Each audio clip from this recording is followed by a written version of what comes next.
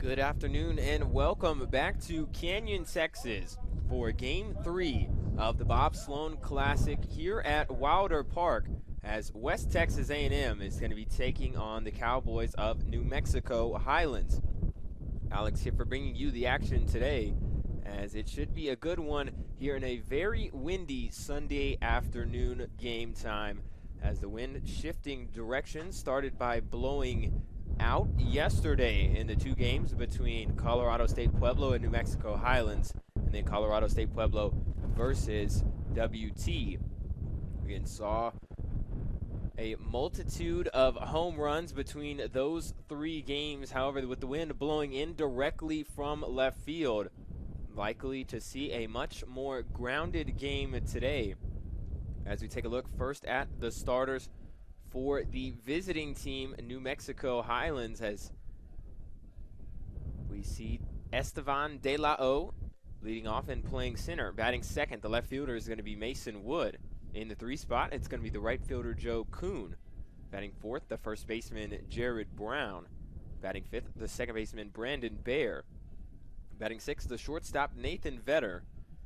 In the 7th spot, it's going to be the catcher Kobe Lehman. Batting 8th, the designated hitter Alan Salas. And batting 9th, rounding out the order, is going to be the 3rd baseman Lubby Marujo. On the flip side, for WT today, Nick Marshall on the mound, as we see the exact same offensive and defensive lineup yesterday. As we take a look at the defensive side, we have Kennedy Badgett behind the plate, Eric Ortiz at first, Isaiah Madrid at second, Mike Mineta at short, Adam Becker at third, Ryan Johnson in left, the true freshman from Germany, Paul Whitman, in center, and Will Finning in right. To recap yesterday's game, as De La O steps into the box for New Mexico Highlands, their only game, finished in an 18-9 extra innings loss against Colorado State Pueblo. Again, it was tied 9-9. And then in the top of the 10th, the Thunderwolves erupted for 9 total runs, doubling what they'd previously scored through the first 9 innings, for shutting out New Mexico Highlands in the bottom half of the 10th to take game 1 of the Bob Sloan Classic. First pitch was fouled off. Second one going to be called strike 2 to De La O. And then the nightcap, or the game that turned into a nightcap, should I say. Game time started at about 4:30, finished at about 7:30. It was between Colorado State Pueblo and West Texas A&M. WT took that one by a final score of 10-3, as this one's chopped up the middle. The throw on the run from Madrid got him. A good play from Isaiah Madrid, as that one was chopped right back up the middle. The throw on the run in time to get the speedy De La O. Leadoff man is retired here for New Mexico Highlands.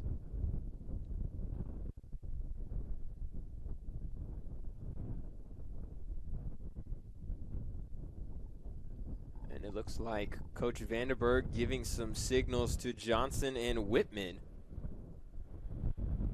First pitch is going to be called strike 1.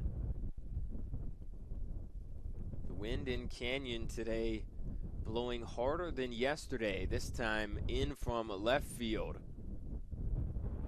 Likely part of the reason why Coach Vanderberg telling Whitman in center and Johnson in left to keep coming in. Another good pitch from Marshall. He's now ahead in the count 0-2.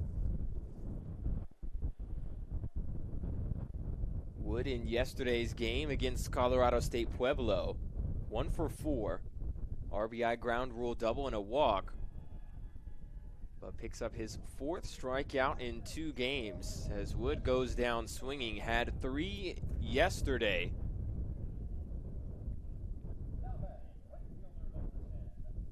So this will bring up the right fielder Joe Kuhn.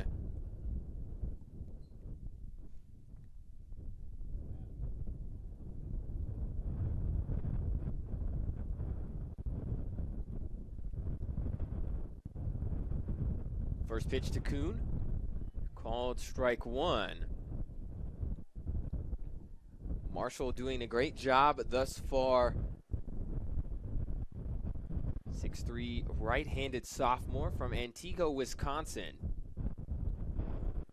Transferred from Indian Hills Community College, teammates with Maddox Hoagland this past season as that team went to the JUCO World Series last year. This one skied in the air, in the infield, drifting back towards the right side.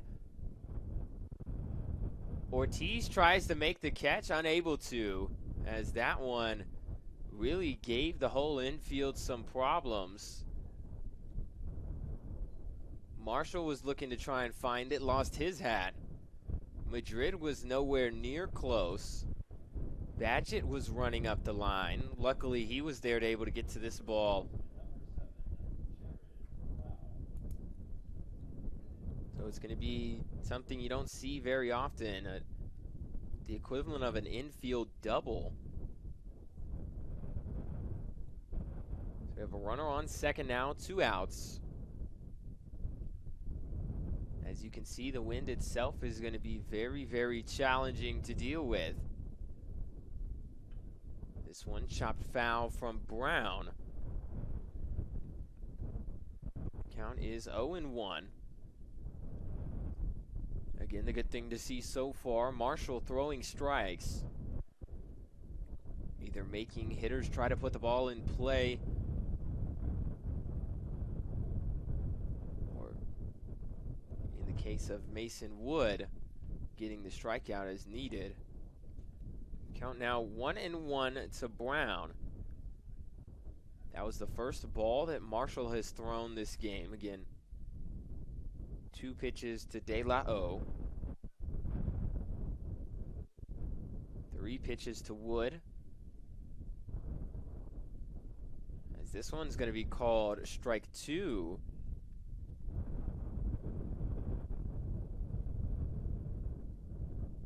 Good job from Marshall staying ahead in the count early against these Cowboy hitters. Again, they started out very slow yesterday. We're really able to pick things up, scoring 7 unanswered as this one's chopped to second. Madrid has it. The throw to first is going to be in time, and that will end the inning.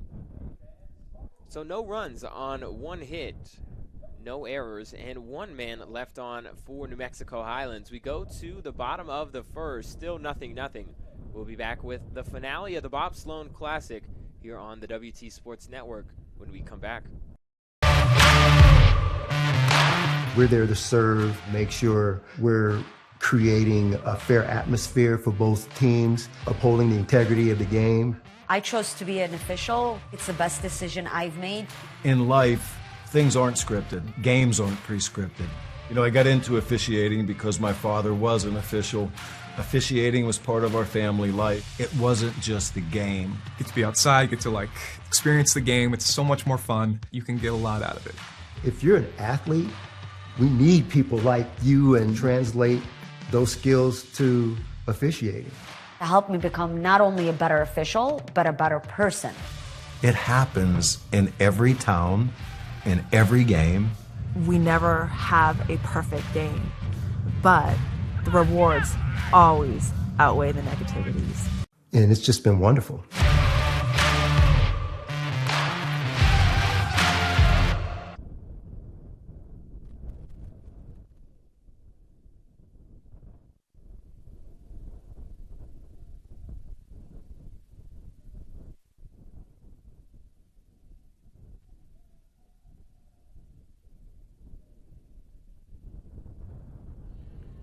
And welcome back to Wilder Park, bottom half of the first inning.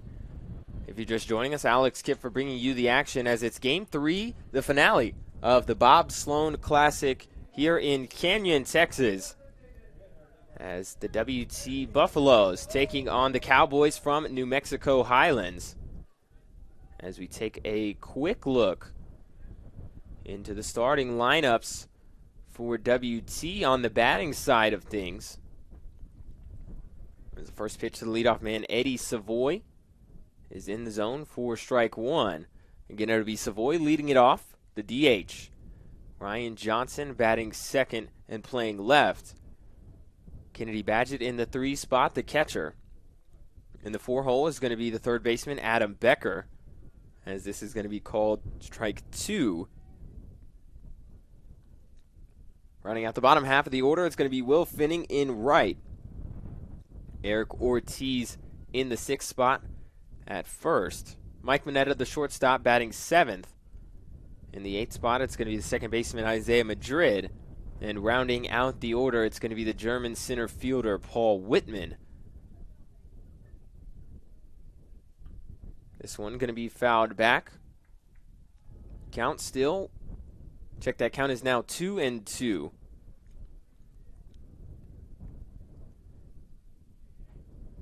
On the mound for New Mexico Highlands is going to be Angel Castillo, as this one's going to be right off the elbow guard from Savoy. And free bases for Eddie Savoy to lead things off for WT. This will bring up the left fielder Ryan Johnson.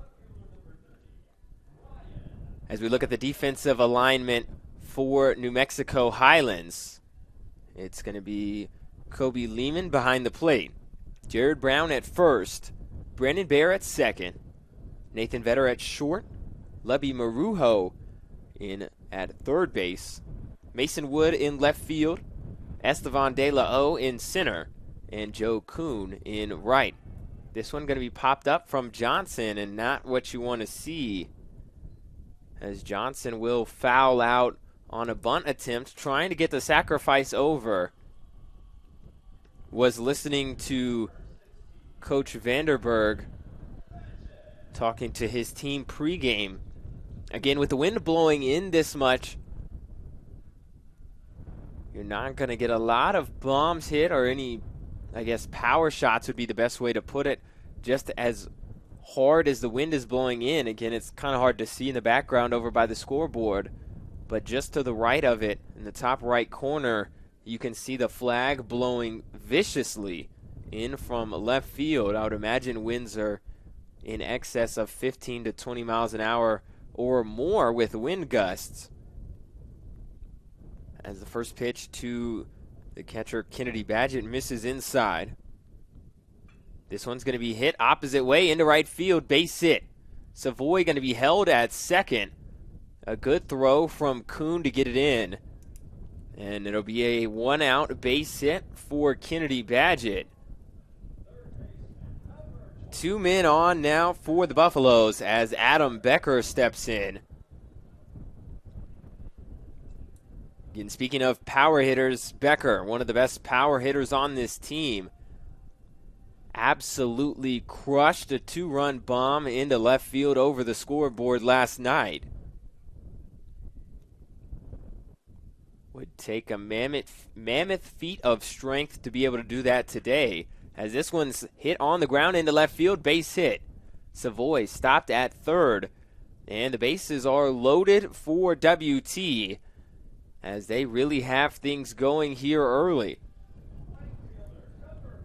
This will bring up the right fielder, Will Finning. The middle of the order for the Buffaloes, very dangerous. From Badgett all the way down to Ortiz. Again, everybody not only has the opportunity to put the ball over the wall, but find gaps and have hard hit balls on the ground that can make it difficult to field. As we've seen here, Badgett took an inside pitch off the hands and went the other way with it into right field before Becker hit a very hard hit ground ball into left to load the bases. This one's going to be skied into right. It's going to carry a little bit. Still going. The catch is going to be made by Kuhn. Badgett was almost able to come around from second. However, it'll be a sacrifice fly for Will Finning, doing his part at the plate.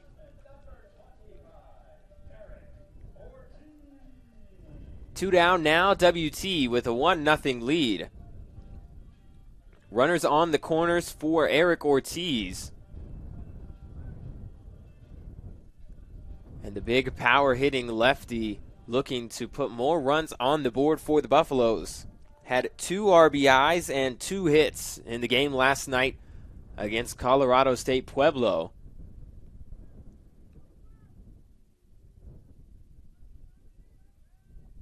First pitch, way outside, ball 1. The throw from the catcher is going to go off the glove of Castillo. Badgett thought about going back home.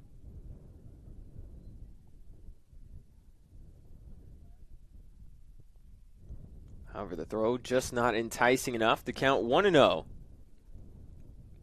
2 outs, runners on first and third.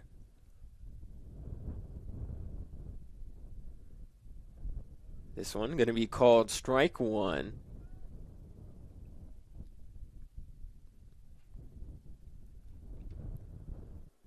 Again, something that I was hearing Coach Vanderberg talk about before the game today is with conditions like this, everybody has to execute. That's going to be the biggest key to their success today is going to be execution, not only of getting signs correctly, but executing at the plate, whether you're the 3-hole or the 6-hole.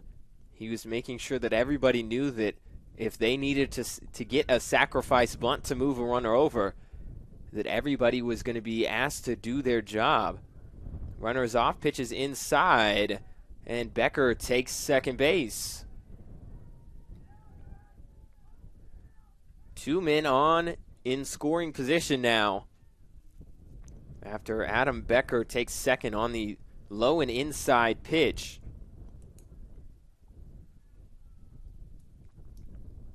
Likely not going to see too many stolen bases from Mr. Becker this season, as this one just off the outside part of the plate. 3-2 now.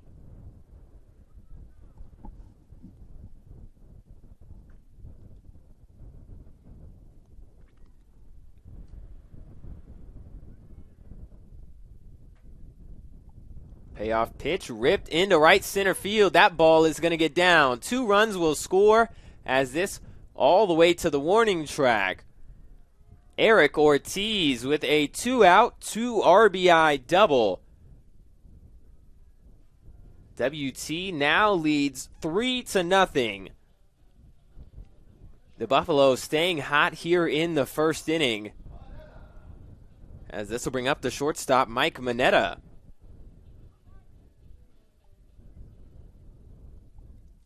So Mineta stepping in, Ortiz on second.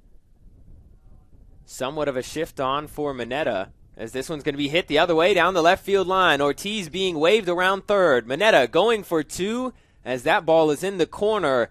It's a stand-up RBI double for Mike Mineta, as the Buffs out to a 4-0 lead here early in the first inning.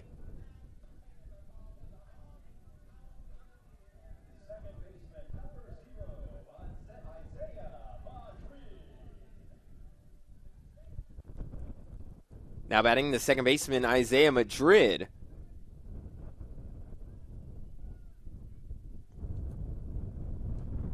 This one a big swing and a miss from Madrid. Off speed there from Castillo.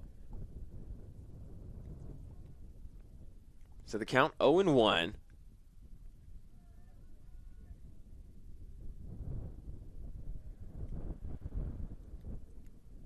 Castillo delivers. Madrid gets a bunt down, but it goes foul. Would have been a good placement for that bunt had it stayed fair, and Madrid with the speed to be able to beat it out. However, the count now 0-2 on Madrid.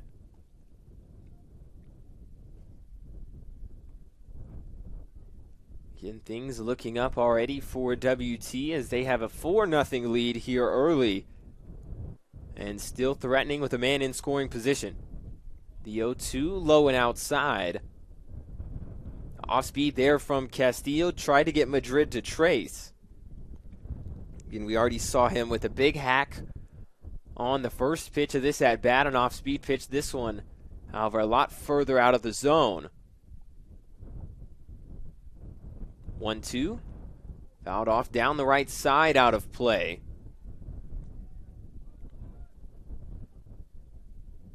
So the count to stay where it is. Paul Whitman waiting on deck.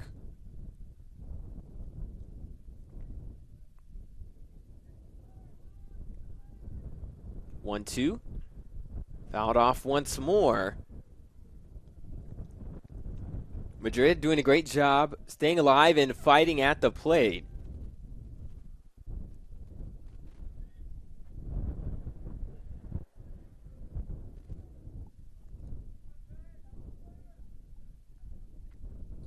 One, two, hit in the air, right field. Kuhn underneath this one, drifting to his left, makes the catch. And that will end the inning. We go to the top of the second. WT puts up 4 runs. 5, 6, 7 due up for the Cowboys. As we take a quick break here, you're watching more on the WT Sports Network, as this is the Game 3 of the Bob Sloan Classic when we come back.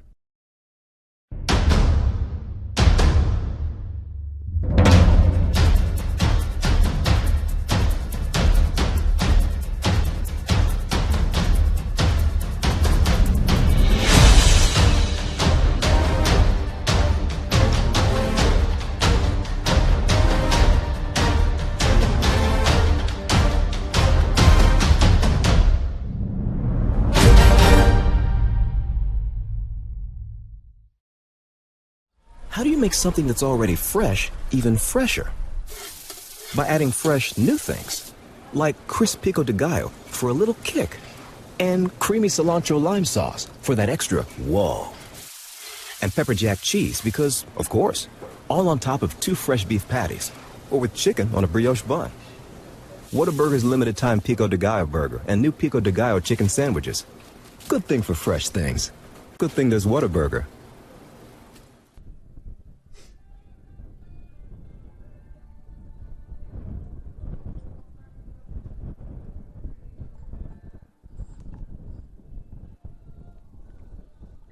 And we're back here at Wilder Park. Top half of the second. WT currently leads 4-0 after 4 hits in the bottom half of the first.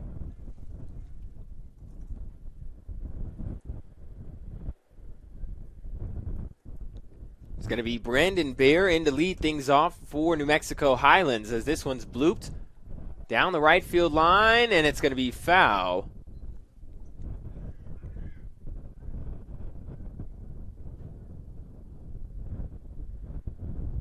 So that one tailing away from Finning.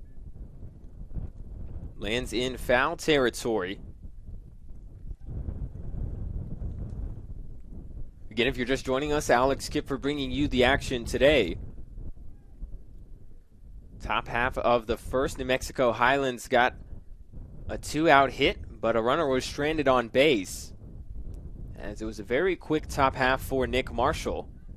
This is going to be called strike 2, a good curveball there. And then flash to the bottom half, WT with 4 runs on 4 hits. No errors from New Mexico Highlands, and 1 man left on base. 2 straight 2-out doubles from Ortiz, and Mineta scored 3 of those 4 runs. As this one's fouled straight back, the count 0-2 still. As the Cowboys have found themselves in a hole early. However, not much unlike the game against Colorado State Pueblo yesterday. Started out down 6-0. Then in the 5th inning, we're finally able to get 2 runs back in the bottom half to make it 6-2 as this pitch misses low. 1-2 the count now. And then after making a 6-2 game, they were able to score 5 runs in the bottom half of the 6th. That gave them a 7-6 lead. A game that we saw tied at 9 apiece through 9 innings before the Thunderwolves put up 9 runs in the top half of the 10th. So the count 2-2. Swung on and missed. or should I say a check swing as he goes through. Second strikeout of the game for Nick Marshall. Leadoff man is retired as this will bring up the shortstop Nathan Vetter. Again, strikeouts, something that WT did very well yesterday. Produced 18 strikeouts on the mound through 9 innings. As this one's going to be fouled off, out of play down the right side. Again, yesterday it was a combination of Hoagland, Ayala, then Brennan Burdone. And then at the end to close things out, as this one is going to be fouled off of Vetter. In the Washington product, Colton Charnholm closing things out for WT. As the count is going to be 0-2 on Vetter.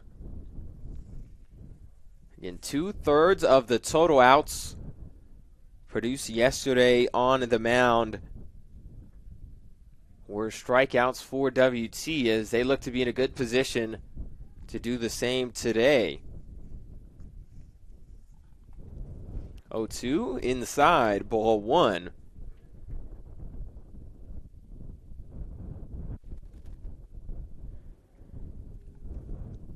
So the count 1-2 to Vetter.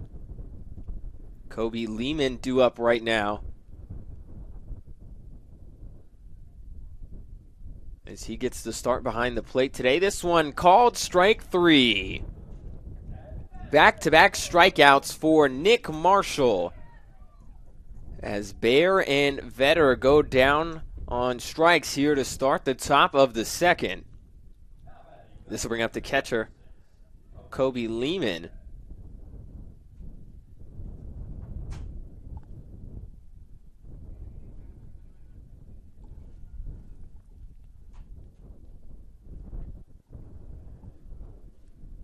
Only had one at bat yesterday. That was back in the 10th inning.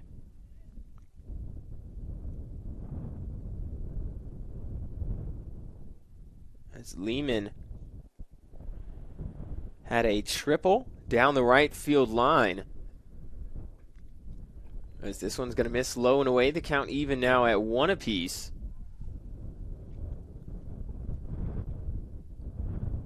Reese Dunn originally got the start.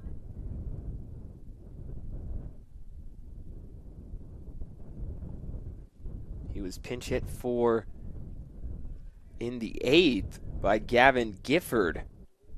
And then in the 10th, Lehman came in.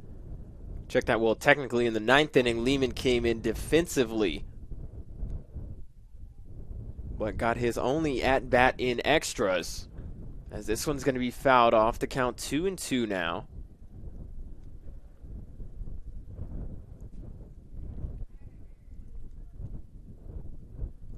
A lot of substitution towards the later half of that game for New Mexico Highlands.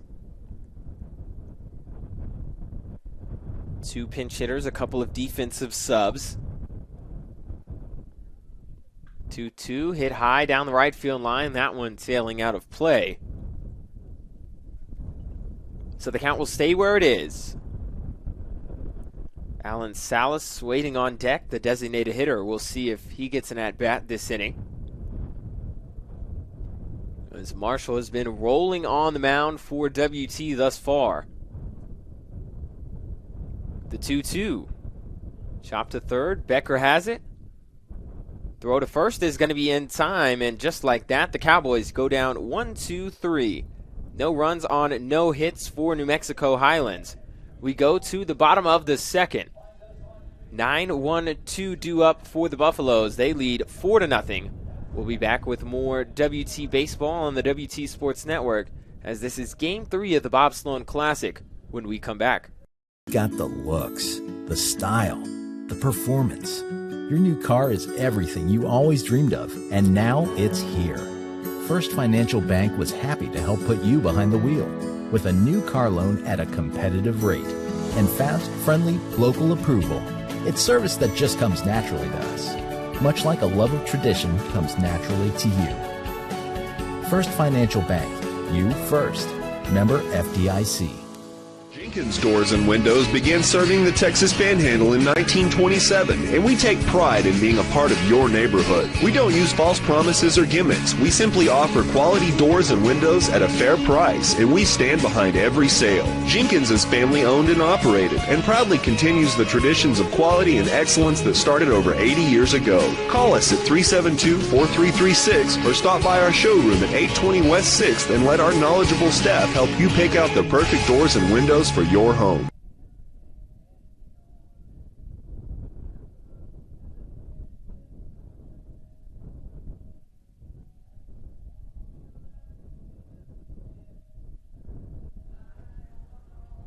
And welcome back to Wilder Park. Alex Kiffer bringing you the action today as WT leading 4-0 here in the bottom of the second. 9-1 to do up for the Buffaloes. It's going to be Whitman, Savoy, and Johnson. As Angel Castillo has his work cut out for him after WT put up 4 runs in the bottom half of the first. 4 total hits along with Savoy being hit by a pitch. Bases were loaded for Will Finning when he hit a deep sacrifice fly to right field. Ortiz was at the plate, runners on the corners.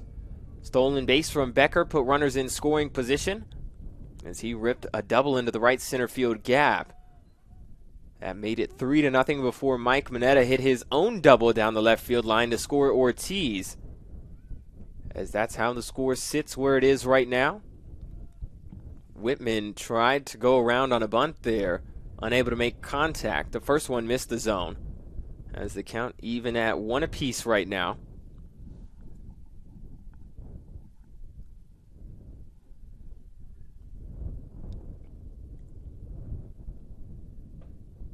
This one misses the zone as well, 2-1. And it looks like we have a defensive substitution for New Mexico Highlands.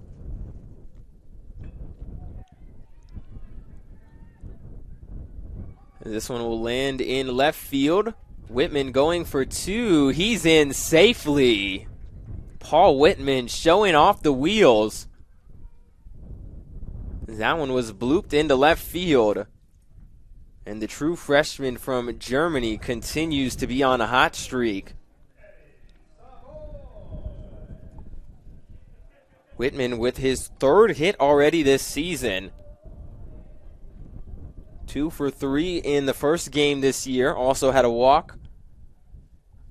And starts out with a double down the left field line today. First pitch to Savoy, blooped into right field. Kuhn underneath this one. Whitman was going to tag, but a good throw. So Kuhn will hold at second, but again going back to the defensive substitution, Brandon Baer coming out of second base. Joseph Romero, the freshman from Albuquerque, New Mexico, stepping in to play second now. Again, might have been something that happened after that first ball that was blooped down the right field line. Looked like Baer might have been hobbling a little bit, but not too much. As this one's going to get by Vetter at short. Whitman will be held as it'll be a base hit for Ryan Johnson.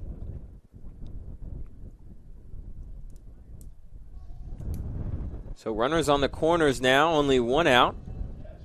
As this will bring up the catcher, Kennedy Badgett.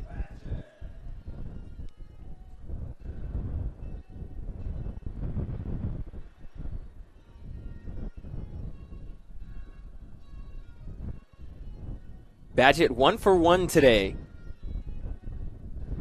Also scored a run.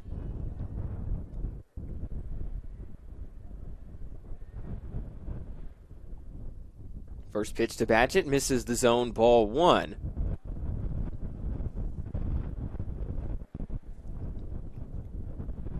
Badgett 1 for 4 in yesterday's game, did have a walk and 2 RBIs.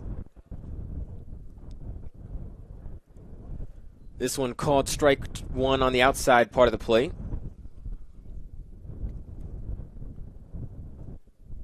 Johnson, decent speed at first. Would not be surprised to see some sort of play run from Coach Vanderberg. This one misses low and away, 2-1.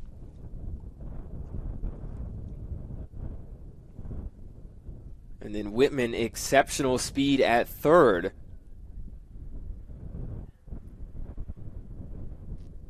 This one ripped down the left field line. It's going to get down. This one all the way to the wall. Extra bases for Badgett. Whitman will score. Johnson being waved. The throw coming home. Cut off. Badgett slides back into second. Ryan Johnson coming all the way around from first. And WT puts 2 more runs on the board. It's a 2 RBI double for Kennedy Badgett.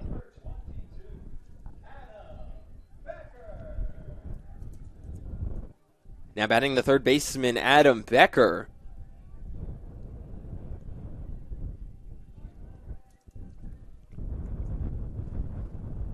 Badgett now up to 4 RBIs on the season. Tied with Eric Ortiz so far as this one's hit hard down the left field line. Is it fair? No. Becker got underneath one. However, that one drifted foul along strike number 1.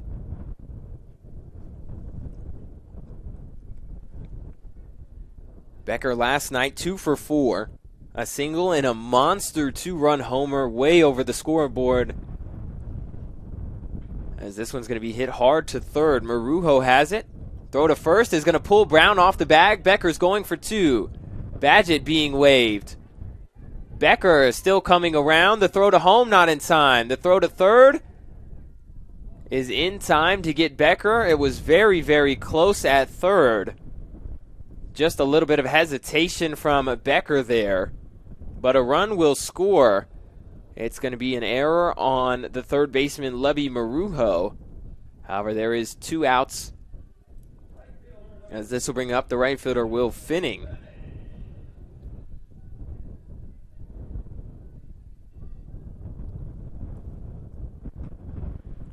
First pitch to Finning, off speed called strike number 1.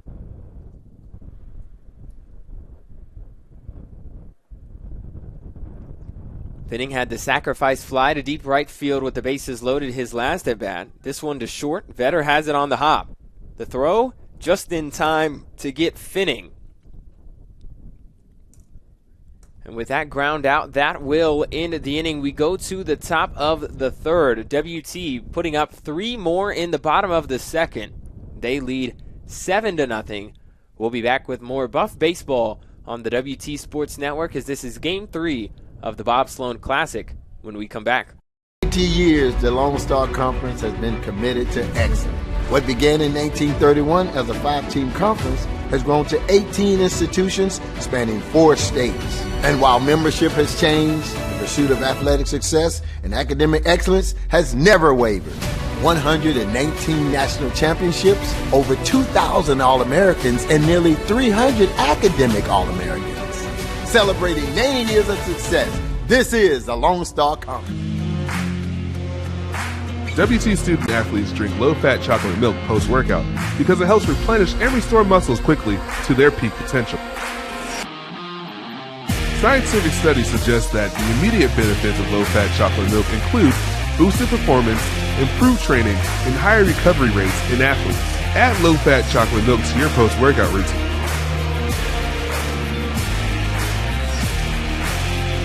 Go Bucks!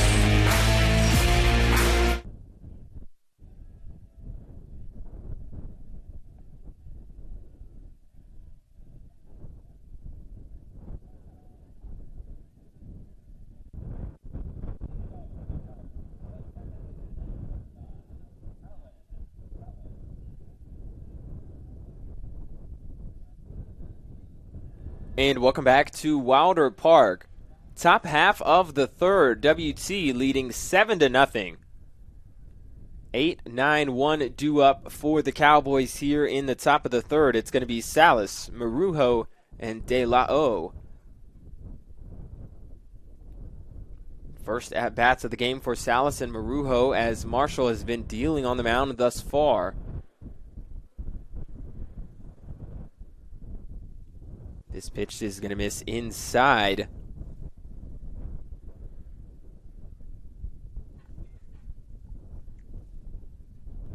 The 1-0 now, skied down the right field line, but foul.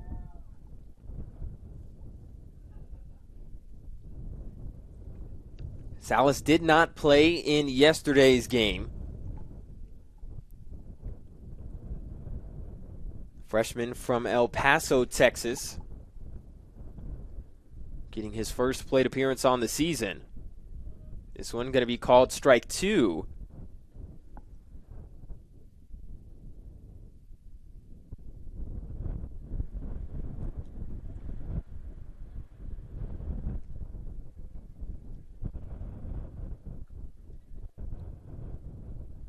So Marshall ready again, working quickly. This one swung on and missed. Salas goes down, swinging here to start the third. Fourth strikeout of the game for Nick Marshall, as this will bring up the third baseman, Levy Marujo.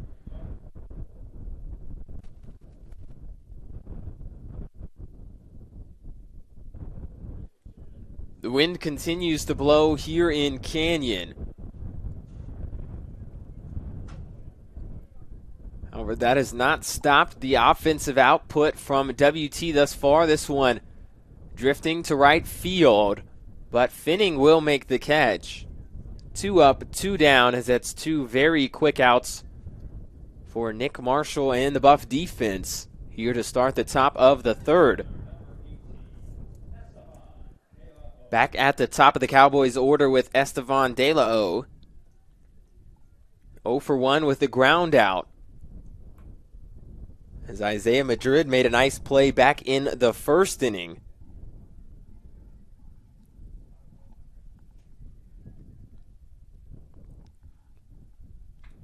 This one hit right at Madrid. It's off his glove. Is he able to stick with it in time? No. Madrid went for the catch on that one. Was unable to make the catch. We'll see what the official ruling is, as Marujo beats it out at first.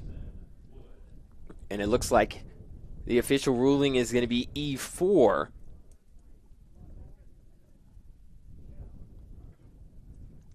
This will bring out the left fielder, Mason Wood.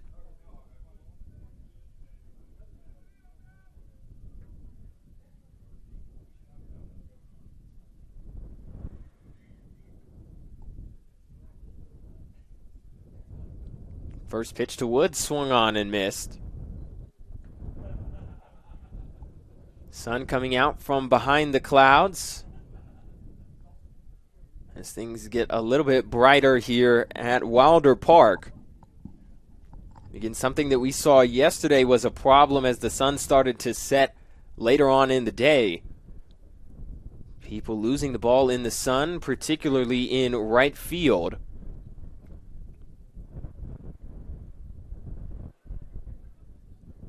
However, that does not seem to be a problem today, given the sun's position thus far in this game. Also, some cloud cover here in the Panhandle today. Count 1-1 right now to Wood. Off-speed pitch called strike 2. Marshall has done a very good job of painting spots with not only his off-speed pitch, but his fastball.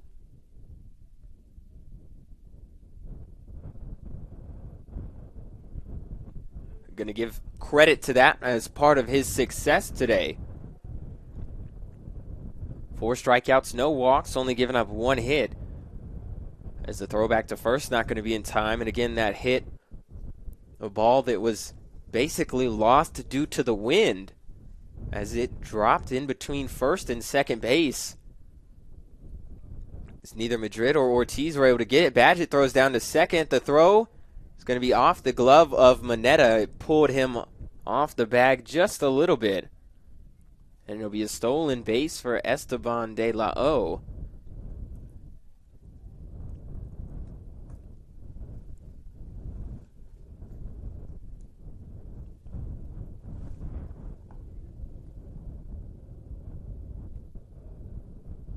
Runner in scoring position here for New Mexico Highlands. 2 balls, 2 strikes, 2 outs. Top of the third. Marshall coming set. Check second. Off speed, strike 3 called once again. Mason Wood goes down for the second time today. 5th strikeout of the game for Nick Marshall. As we go to the bottom of the third, WT leads 7-0. Ortiz, Moneta, and Madrid due up for the Buffaloes. As we take a quick break here, you're watching the WT Sports Network as this is Game 3 of the Bob Sloan Classic. After this. Joints begin to fail. It's more than an inconvenience. The relentless grinding pain slows you down and can even stop you from doing the things you enjoy in life. At Physicians Surgical Hospitals, our skilled orthopedic experts are using advanced robotic surgeries to get you back to being you sooner with a less painful recovery. We're doing more than restoring joints. We're restoring lives. A smile is understood in any language. It represents joy, love, and shows you care. At Full Smile Dental, our mission is to build lifelong relationships one smile at a time by providing accessible, compassionate, quality care with the personal touch of friendship. Come see us at Full Smile Dental, located in Canyon, Amarillo, Dumas, and Dalhart, and ask us about our free Whitening for Life program.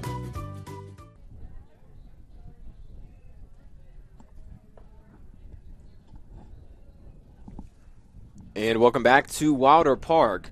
Bottom half of the third, WT leading 7-0, as it's going to be Ortiz, Moneta, and Madrid due up. Alex Kipfer bringing you the action today. It's been a good day for baseball thus far. WT 7 runs on 7 hits, only 1 error. As this pitch is going to be swung on and fouled back from Ortiz, the count 0-1. On the flip side for New Mexico Highlands, no runs on 1 hit, 1 error. That one back in the second. This one's going to be chopped foul down the right side, 0-2.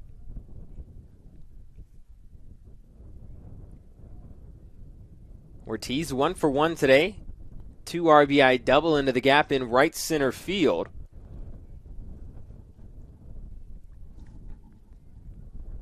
Had 2 RBIs in the game last night as well. Part of a 10-3 victory over Colorado State Pueblo.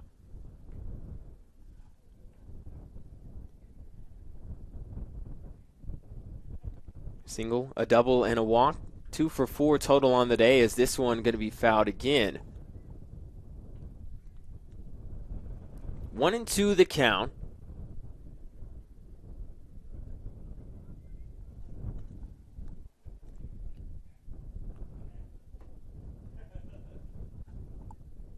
This one low and inside, 2-2.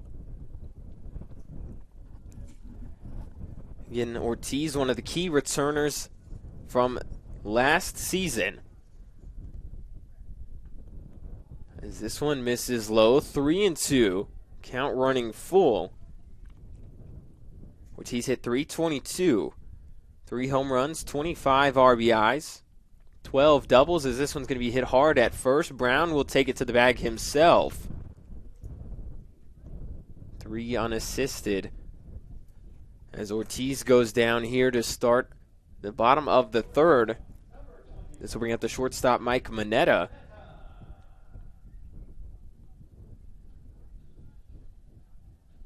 Again, about half of the lineup is the same from last year. Just based off of returners. That one going to hit Moneta.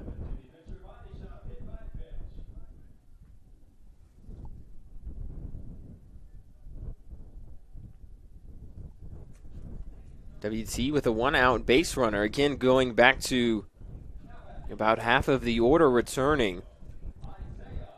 One of them stepping up to the plate here. It's going to be the second baseman, Isaiah Madrid. Hit .290 for the Buffs last season.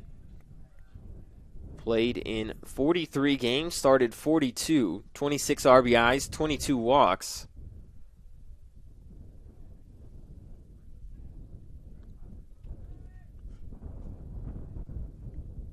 First pitch misses low and away, ball 1.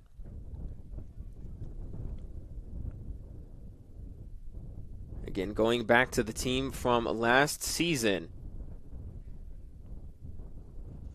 If we look at the top hitters for WT, again, Finning leading average-wise, however, played less games than the second guy, Cade Engel.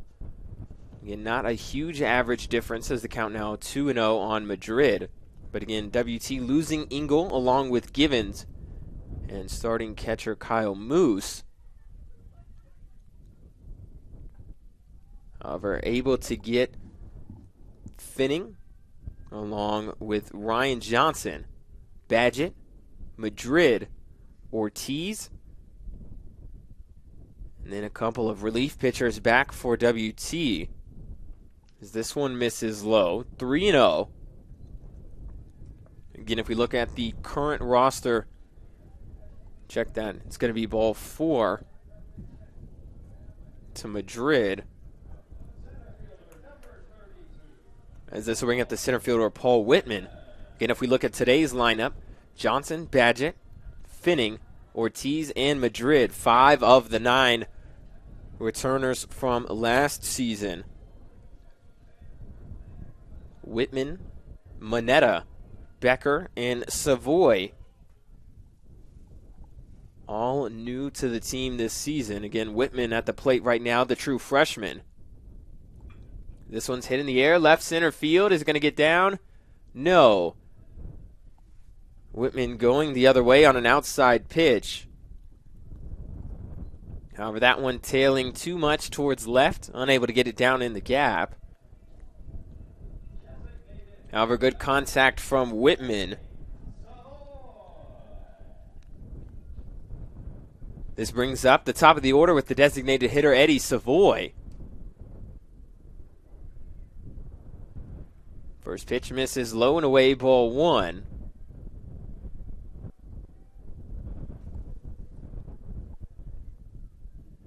Two men on, 2 outs here, bottom of the third for WT. Fake back to second. However, nobody on the bag.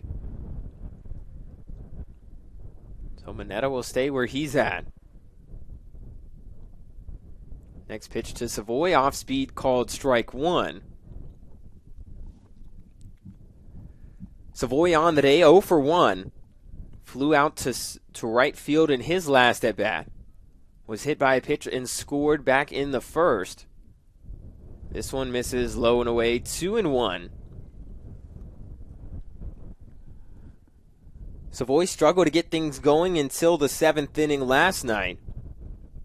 Was 0 for 4 in his first 4 at-bats before hitting a double into center field in the 7th. Ended up coming around to score after an RBI from Kennedy Badgett.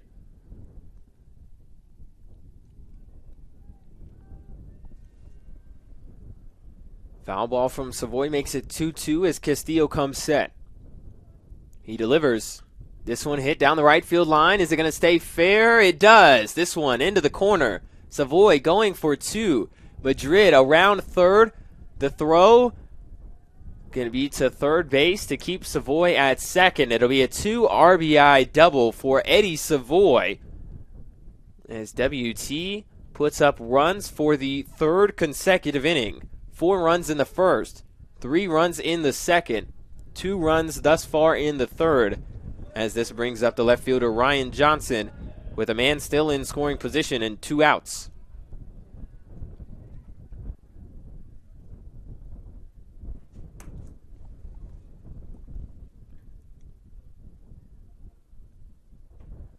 First pitch to Johnson going to be called strike 1 on the outside part of the plate.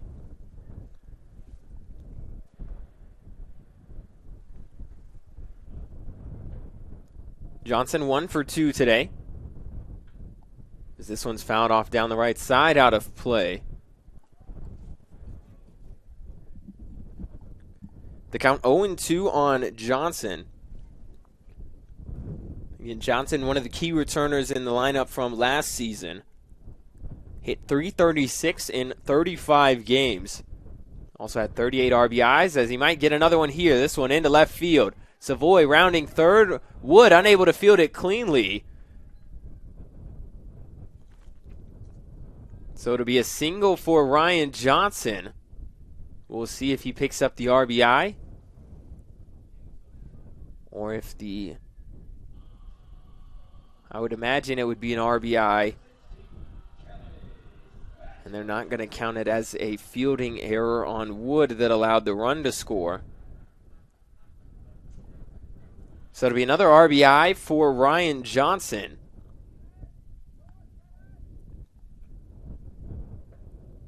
This one going to be called strike one as Kennedy Badgett up to the plate for WT. 2 outs and a man on first.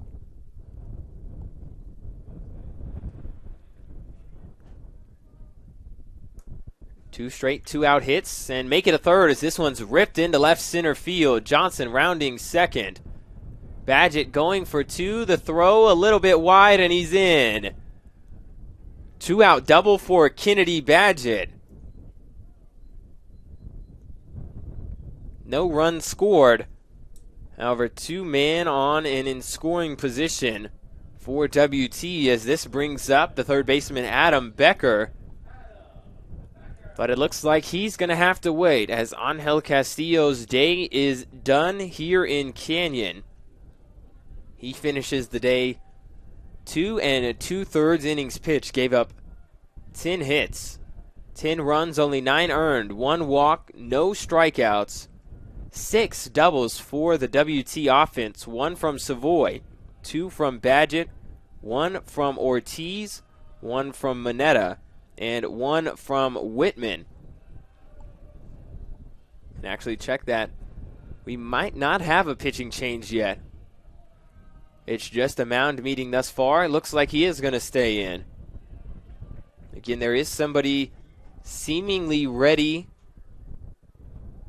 in the New Mexico Highlands bullpen. It's going to be number 11, Aiden Taylor. Right-handed sophomore from Sacramento, California.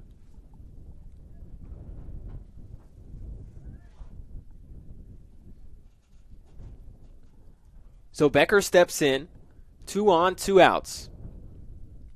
WT leads 10-0. This one misses outside, ball 1.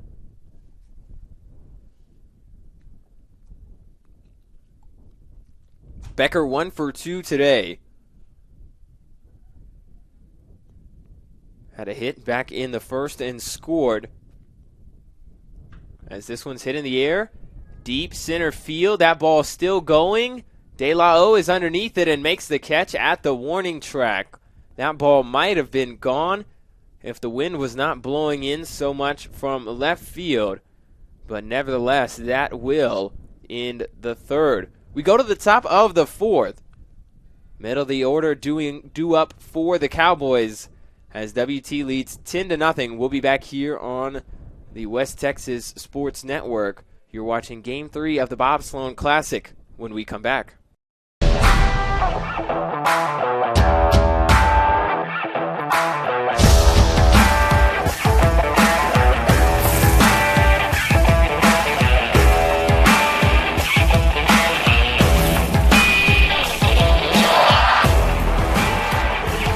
The best tailgates start with the best beef, and the best beef starts with Market Street. Market Street, where we do beef the best. Welcome to Shimon Dental Group, where every day we're excited to see our patients and treat them like family. We are dedicated to providing you with the highest quality care in a friendly and comfortable environment. Shimon Dental Group's patient-focused philosophy puts your needs front and center. We are constantly investing in leading-edge technology. Innovations that speed the treatment process and improve aesthetics. We're expanding the breadth of our cosmetic and restorative services through training to provide the best possible outcomes. Just with the level of commitment that they show to taking care of my family and I, it's absolutely unmatched in this town, so I've been very happy with them. Brightening smiles for more than 3 decades. Contact Shim & Dillon Group for your appointment today.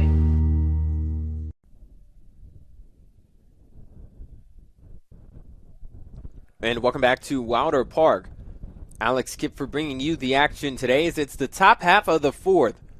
WT leading 10-0 over the Cowboys, as it's going to be Joe Kuhn due up here for New Mexico Highlands. 3, 4, 5, Kuhn, Brown, and it's not going to be Bear, it's going to be Romero. As we have a substitution behind the plate for WT, it's going to be Zach Kamenkow in to catch. First pitch from Nick Marshall misses the zone, ball 1.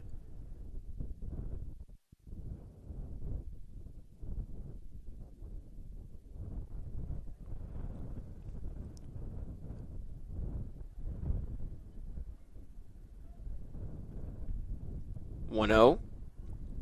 Misses inside as well, 2-0.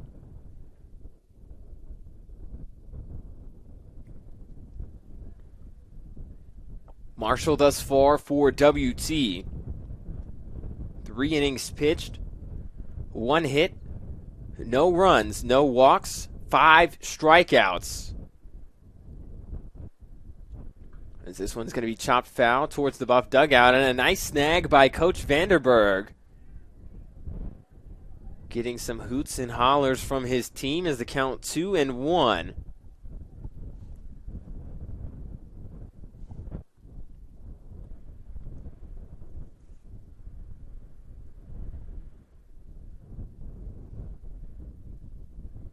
Marshall delivers this one low.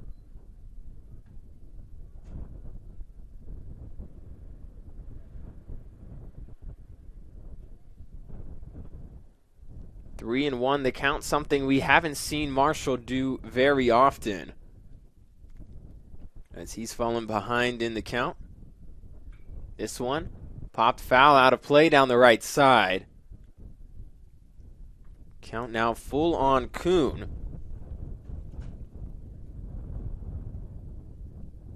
As of right now, Kuhn the only hit for New Mexico Highlands thus far. It was a ball that was skied in the air in the infield that dropped in between Madrid and Ortiz, as the wind giving both of them problems. 3-2 now, above the zone, ball 4. First walk of the game for Nick Marshall, as Kuhn reached base safely for the second time today. This will bring up the first baseman, Jared Brown. Runner on first, nobody out.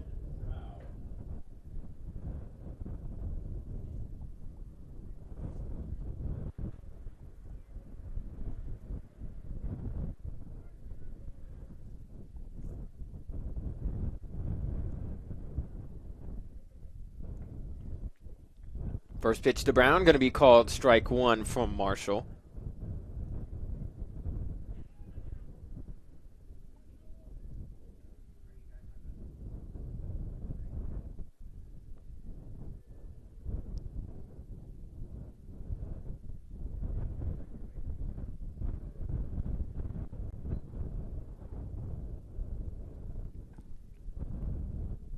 Count now 0-2 on Brown. He's 0 for 1 today with the ground out.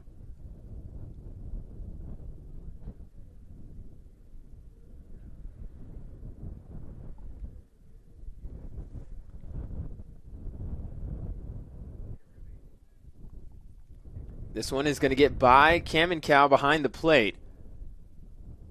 Kuhn will go to second as the count 1-2.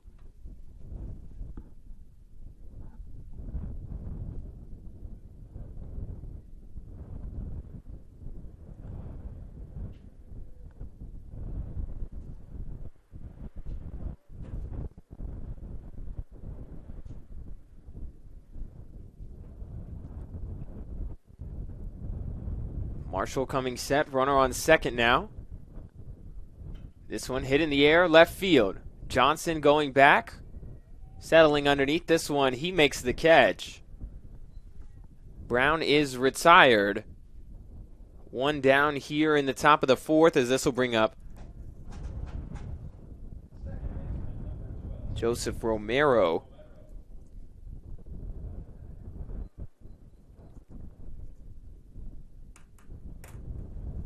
Again, not exactly sure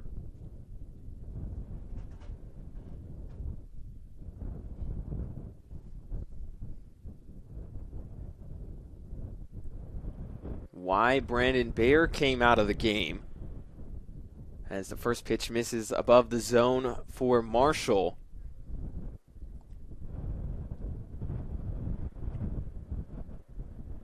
And Baer struck out to lead off the second inning. Was immediately replaced in the bottom half defensively, as this one's going to be fouled out of play. 1-1 the count.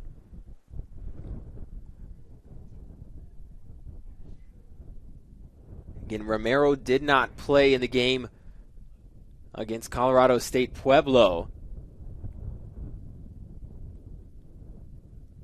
First plate appearance for the freshman from Albuquerque today.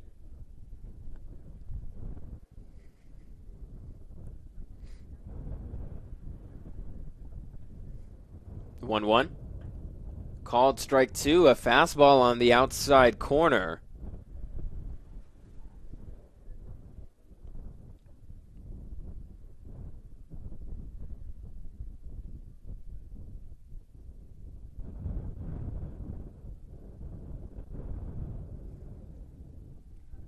Marshall working quickly again, the 1-2.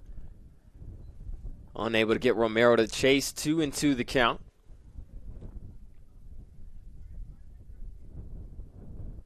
Again, if you're just joining us, WT leads 10-0 here in the top of the fourth. They put up 4 runs in the bottom of the first, 3 in the second, and 3 more in the third. 10 total hits. Only 3 runners left on base, as this one's chopped foul down the right side. The count will stay at 2-2.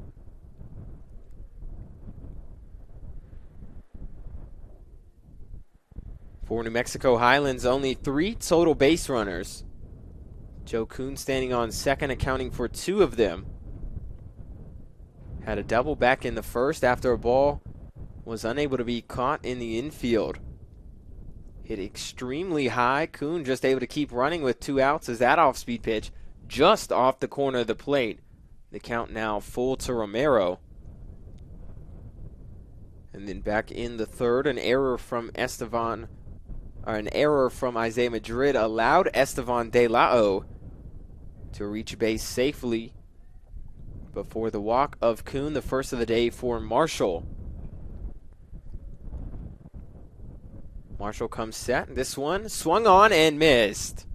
Foul tipped, but into the glove of Kamenkow, as that's going to be another strikeout for Nick Marshall. His 6th strikeout of the game. Wood has struck out twice, Baer once, Romero once, Vetter once, and Salas once. As Nathan Vetter stepping up to the plate now, again struck out looking in his last at-bat. That was back in the second inning. First pitch off speed, called strike one on the outside part of the plate.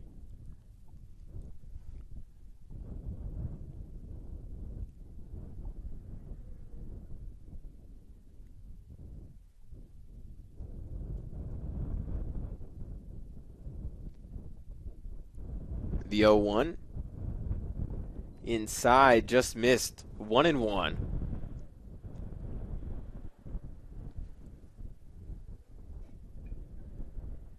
Vetter in the game yesterday against Colorado State Pueblo.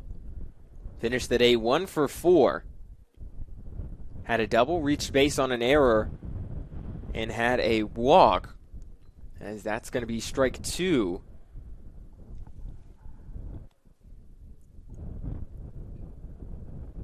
So Marshall ahead in the count again, 1-2.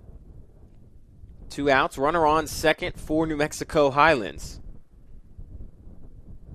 Top of the fourth, WT leads 10-0. This one, chopped foul back to the net. And the count will stay where it is, 1-2. Kobe Lehman waiting on deck. We'll see if he gets an opportunity.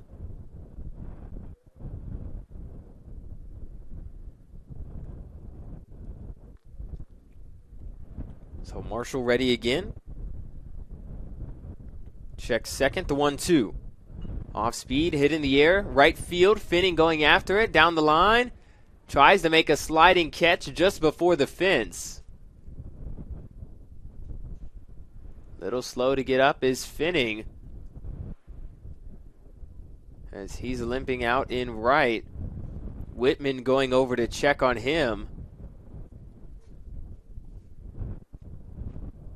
along with Madrid out in right field, as that one way down the line.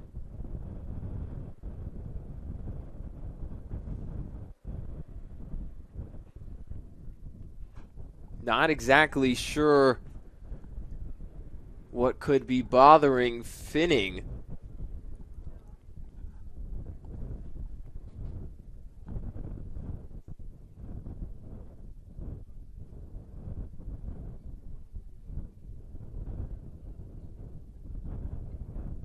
And it looks like there's going to be a sub. Finning doesn't want to come out as he jogs off the field. Again, I would imagine that it's likely that Finning might just be a little bit shaken up after sliding into the fence, and that it could be nothing serious. However, Coach Vanderberg just going to be precautionary and pull Finning out, so he doesn't have to worry about anything future, as it is only the second game of the season. Again, first week of February. Finning, one of the key starters for WT.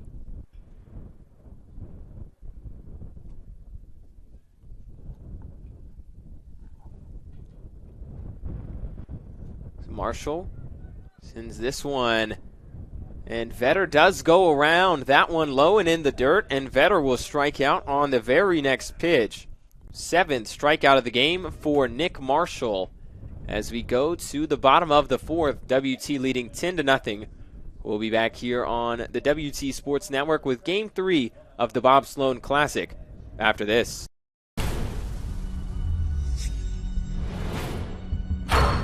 This is a walk-on athlete. They train longer and put their heart into the game. This is the passion we're built on. It's why we put our heart into creating game day with a taste of Louisiana. Walk-ons, we live for this.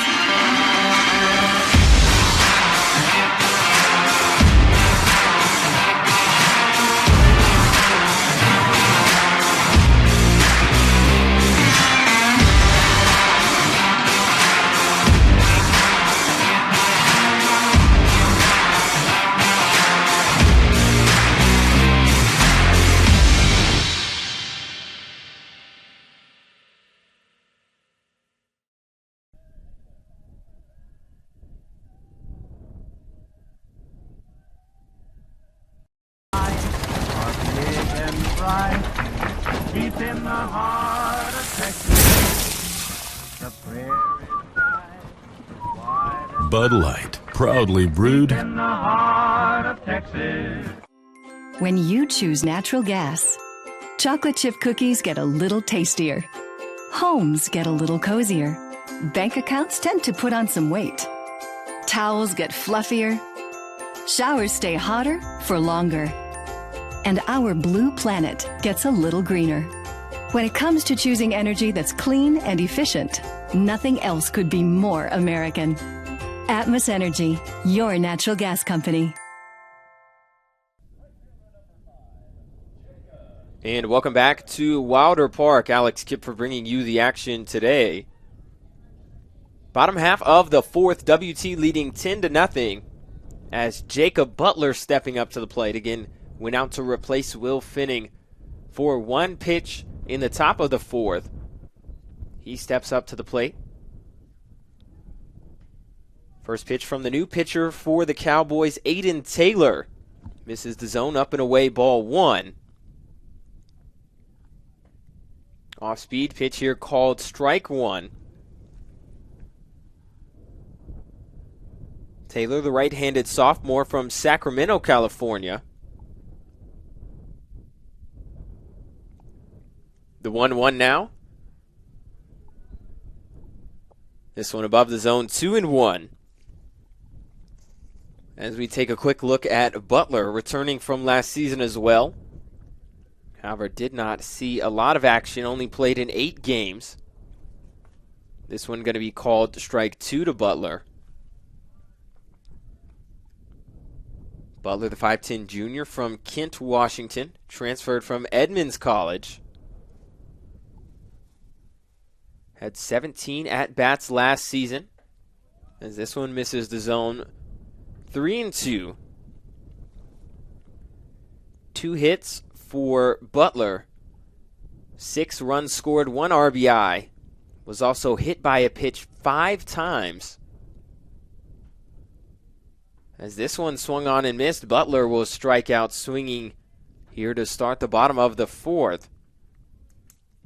First strikeout of the day for WT, as they've done a great job of putting the ball in play thus far. As this will bring up the first baseman, Eric Ortiz.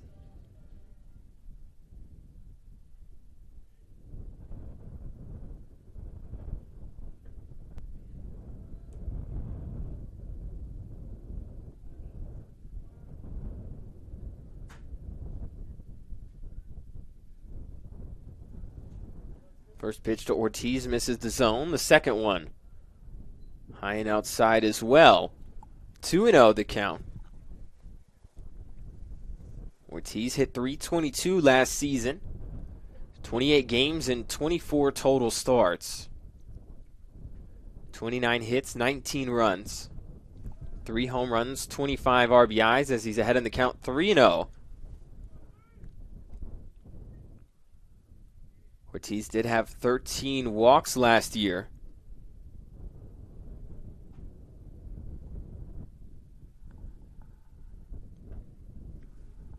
.30 has the red light, called strike one.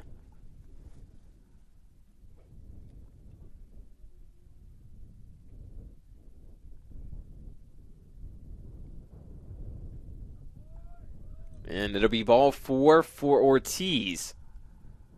1 out walk. We'll bring up Mike Mineta.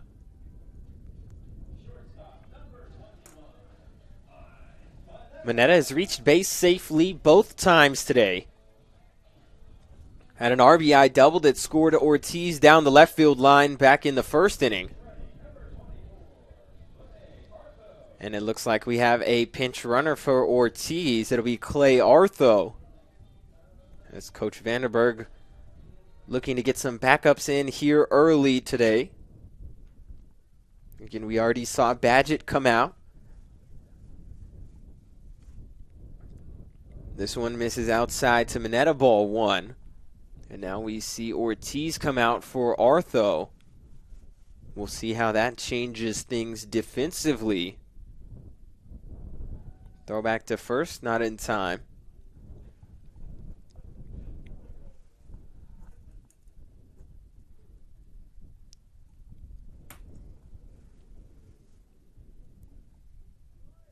.1-0. Hit foul down the left side, out of play. The count even at 1 apiece.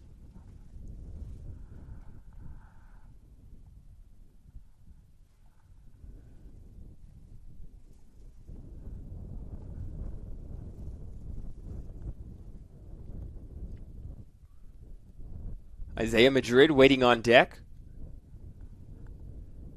1-1 misses high and outside. 2-1.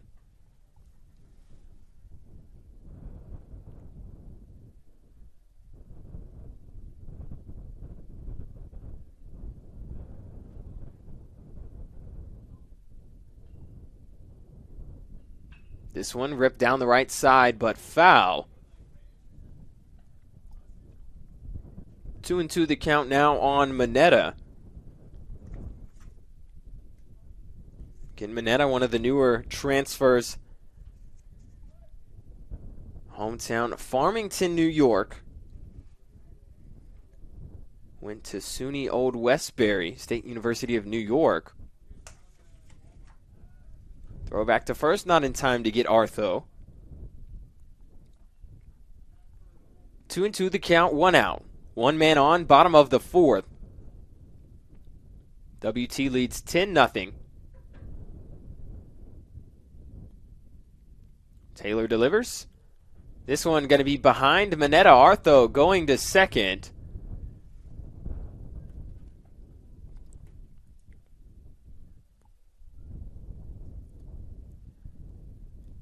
Wild pitch allows Artho to take second base. And Mineta already been hit once today. 3-2, chopped foul back to the net.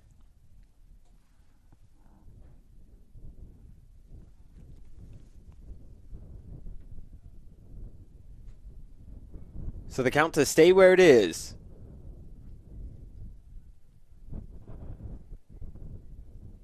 Full count, runner on second. Taylor comes set.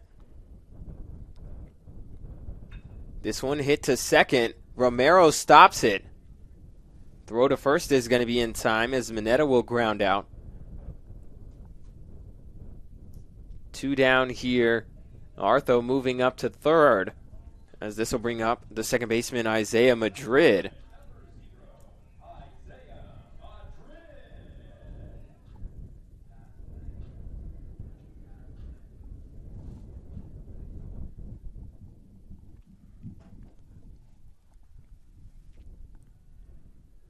First pitch to Madrid, chopped foul back to the net.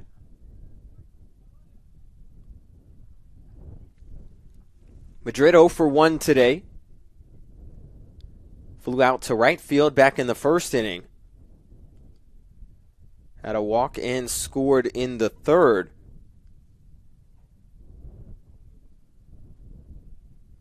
This one misses outside. 1-1 to count now. Again, Madrid scored off the 2 RBI double from Eddie Savoy down the right field line. Part of 3 consecutive 2-out hits from Savoy, Johnson, and then Badgett. This one misses the zone 2-1. Paul Whitman waiting on deck.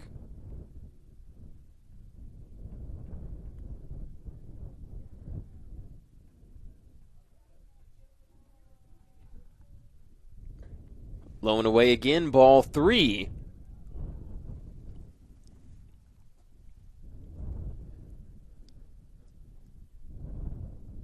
Some action down in the New Mexico Highlands bullpen. However, nobody really warming up, just a couple of guys getting loose. And ball 4 to Madrid.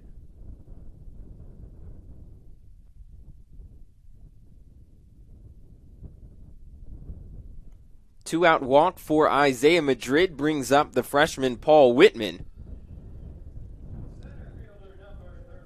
Second walk of the day for Madrid.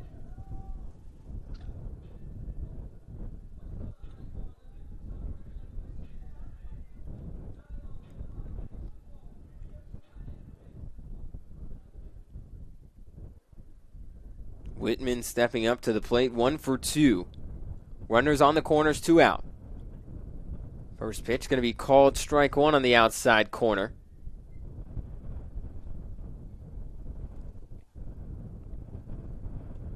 Whitman in game 1 yesterday against Colorado State Pueblo, 2 for 3 with a walk. Also had a stolen base and a run scored.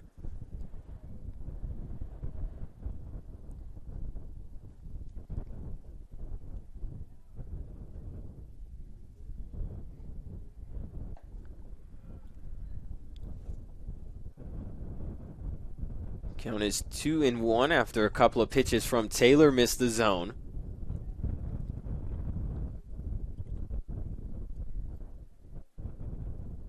Unlikely to see Madrid take second here with 2 outs. Only 6 stolen bases last season for Madrid.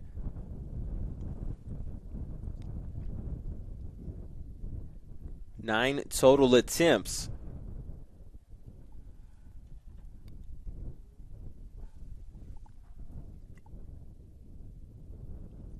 This one hit in the air, shallow left field. Wood coming in for it. He's not going to get there. Bounces away from Wood, and Madrid moves all the way up to third base. Runners on the corners again, and it's an RBI single for Paul Whitman.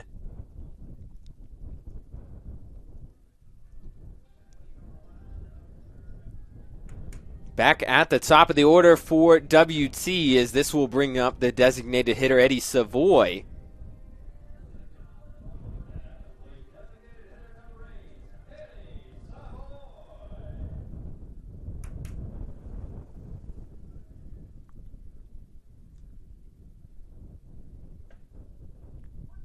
First pitch is going to be strike 1 to Savoy. Getting 2 outs. 2 men on. This one hit into left field, base hit, an RBI single for Savoy.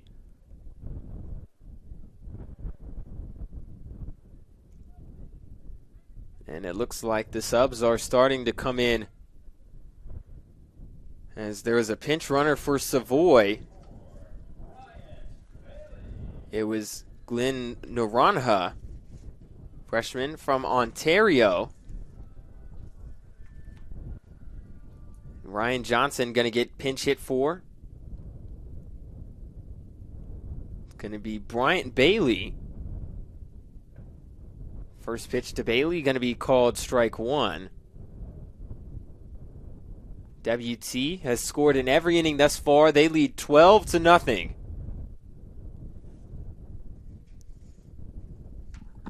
Bailey, the 5'9" sophomore from Lancaster, Texas. This one hit in the air to center field. And that one stayed in the air for a while. But the catch is going to be made by De La O. And Bailey will fly out here to end the 4th. WT putting up 2 more runs on 2 hits. No errors and 2 men left on. We go to the top of the 5th. WT leads 12-0. We'll be back here on the WT Sports Network for Game 3 of the Bob Sloan Classic after this. 80 years, the Lone Star Conference has been committed to excellence. What began in 1931 as a 5-team conference has grown to 18 institutions spanning 4 states. And while membership has changed, the pursuit of athletic success and academic excellence has never wavered. 119 national championships, over 2,000 All-Americans, and nearly 300 academic All-Americans. Celebrating 90 years of success, this is the Lone Star Conference. WT student athletes drink low-fat chocolate milk post-workout because it helps replenish and restore muscles quickly to their peak potential. Scientific studies suggest that the immediate benefits of low-fat chocolate milk include boosted performance, improved training, and higher recovery rates in athletes. Add low-fat chocolate milk to your post-workout routine.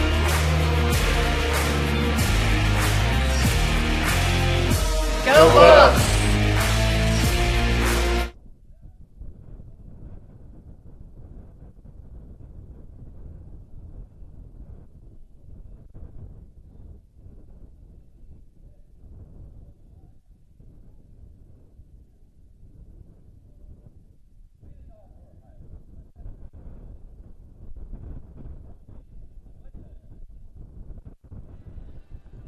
And welcome back to Wilder Park, top half of the 5th. WT leading 12-0.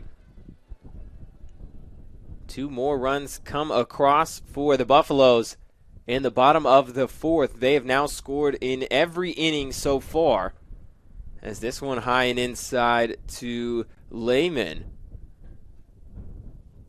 1-0 the count.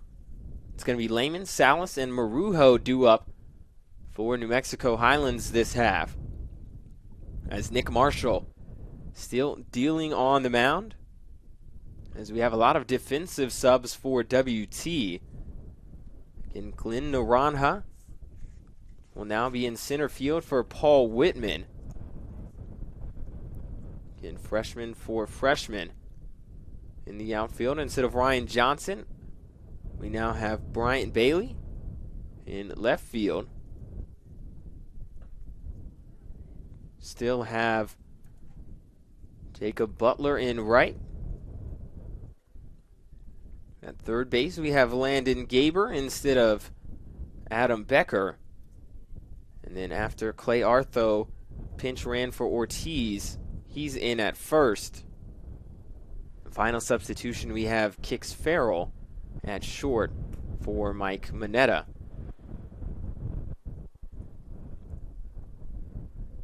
This one swung on and missed. It came out of the glove of Kamenkow. I thought that Lehman might have thought that it was foul tipped. Not exactly sure. However, another strikeout for Nick Marshall, as this will bring up the designated hitter, Alan Salas. So we'll see how long Marshall goes, as this one's going to be fouled straight back. 0-1 the count to Marshall, or from Marshall on Salas. 3 straight batters retired on strikes dating back to the 4th inning for Marshall. It was first Romero and then Vetter to end the 4th. And then now Lehman here to start the 5th. He's ahead in the count 0-2 on Salas, as Marshall looking to strike out his 4th consecutive batter. Again, Salas already went down on strikes once today. 0-2 low and away. Looked like a slider there from Marshall. A good chase pitch, no harm, no foul in that spot. Again, so far Marshall 4 1/3 innings pitched, only giving up 1 hit, 1 walk, and 8 strikeouts. 1-2, swung on and missed. Kamenkow has it, and he'll tag Alan Salas. 9 strikeouts now for Nick Marshall. 4 consecutive strikeouts for Marshall.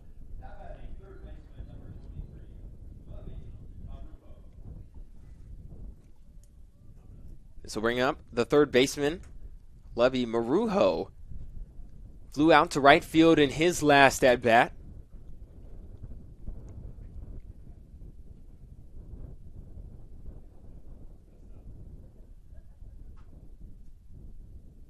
Off-speed pitch from Marshall, a good one. Drops in the zone for strike 1.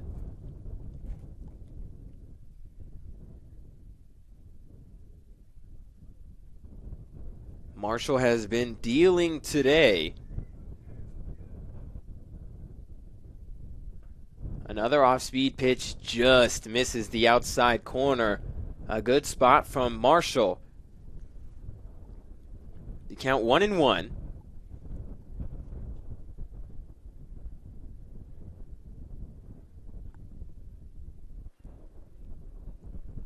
Off speed again, swung on and missed by Marujo. The count 1-2. Marujo has struggled at the plate so far from yesterday's game to today's game. Finished against Pueblo yesterday 1 for 4. Did have a single, but it was not until the 7th inning. And then 0 for 1 today. Make it 0 for 2, as that's 5 consecutive strikeouts for Nick Marshall. He strikes out the side as we go to the bottom of the 5th. WT leading 12-0. It's going to be 3, 4, and 5 due up for the Buffaloes. As we take a quick break, we'll be back here on the WT Sports Network with Game 3 of the Bob Sloan Classic after this.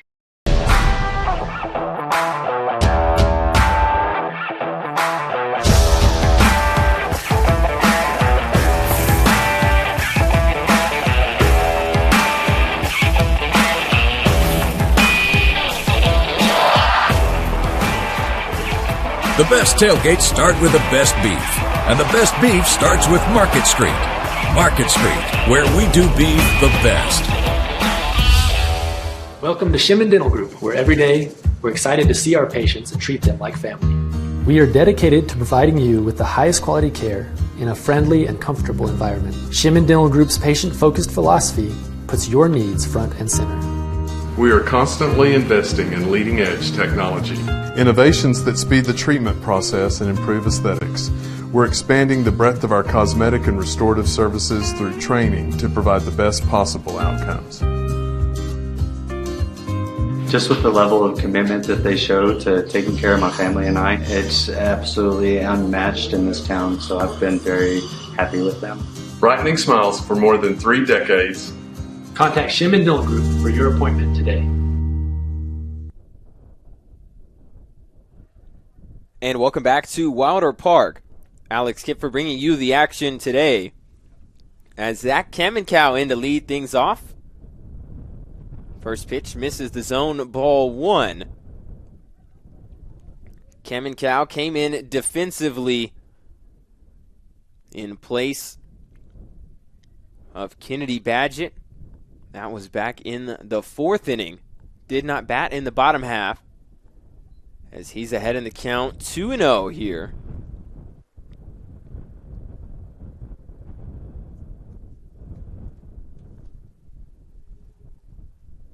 It's going to be Kamenkow, Gaber, and Butler due up. This one misses high, 3-0.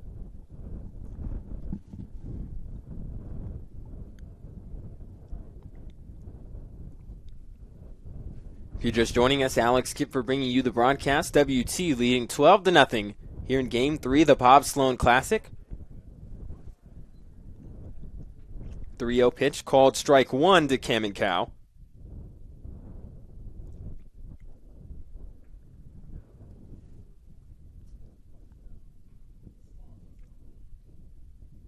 This one popped up. Right side, foul territory. Brown going for it. And the wind going to carry this one out of play. Again, Kamenkow returning from last season. However, did not see a lot of time. 10 total games played, only 1 start.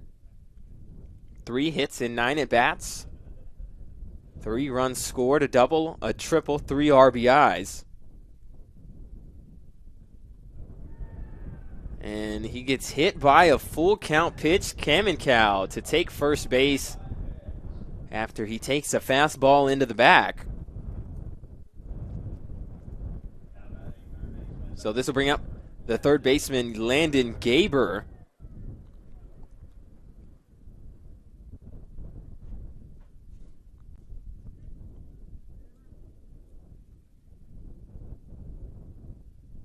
First pitch high and inside to Gaber, ball 1.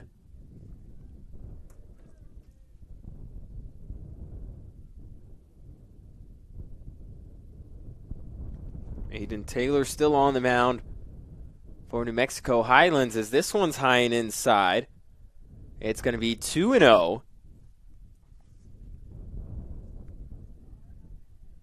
Gaber, the 6-foot redshirt freshman from Littleton, Colorado.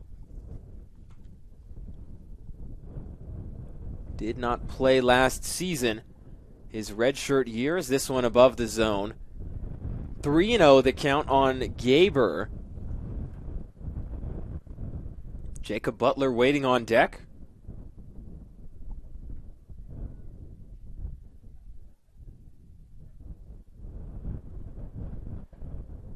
Called strike 1 on the inside part of the plate to Gaber. A lot of new faces substituted into the lineup thus far. As this one's hit to second. Romero bobbles it for second. The backhand flip. He's in time. A good stretch from Vetter at second. It'll be a fielder's choice that allows Gaber to reach base safely. 1 down here in the bottom of the 5th as this will bring up the right fielder, Jacob Butler. Butler stepping in 0 for 1 today. Struck out in his first at bat. That was to lead off the 4th inning.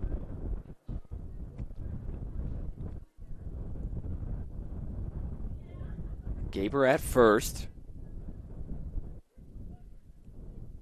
This one above the head of Butler. The count 1-0. Taylor right now struggling with his command.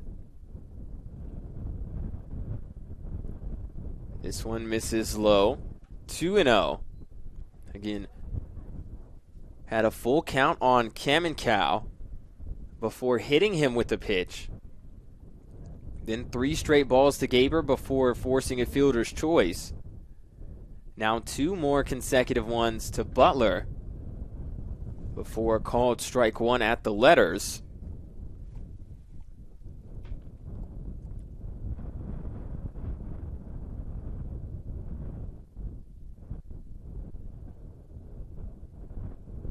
This one swung on and fouled back out of play.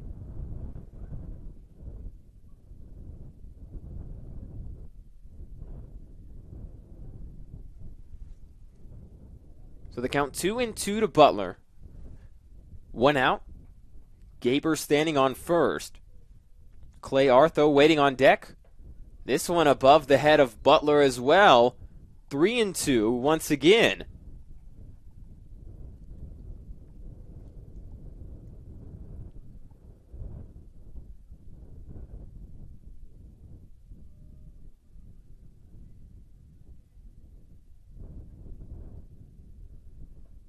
And ball 4 to Madrid. A 1-out walk. A ball 4 to Butler, sorry. 1-out walk brings up Clay Artho.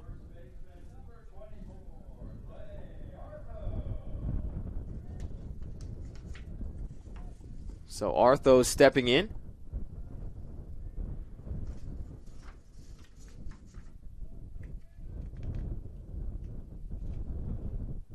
Another newer face that did not play last season. Hometown product from Canyon, Texas. Went to Canyon High School just down the road. 6-foot redshirt freshman takes the first pitch, strike 1. The next one is going to get by the catcher Lehman. Both runners will move up a base. Count even at 1 apiece. 1 out, 2 men in scoring position for Artho. Does have a run scored this game after he came in to pinch run for Eric Ortiz. That was back in the 4th inning. Off-speed pitch called strike 2.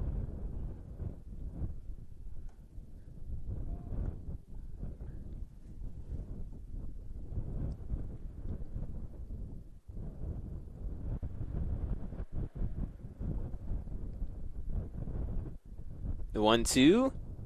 Ripped into left field. It's going to be a base hit. Runner is going to be held at third. Artho with an RBI single. First hit of his collegiate career. Results in a run for the Buffaloes. It's now 13-0 here in the bottom of the 5th. And WT has now scored in every inning still. 4 in the first, 3 in the second. 3 more in the third, 2 in the fourth, and 1 here in the 5th, still threatening. As this brings up the shortstop, Kix Farrell. First pitch misses inside, ball 1.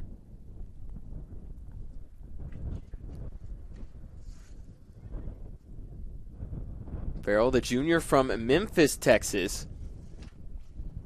Couple hours down the road on 287. Ahead in the count, 2-0 now. Did see some action last season for WT. Played in 10 total games, however only had 4 at-bats. 1 for 4 in that time as this pitch misses above the zone, 3-0.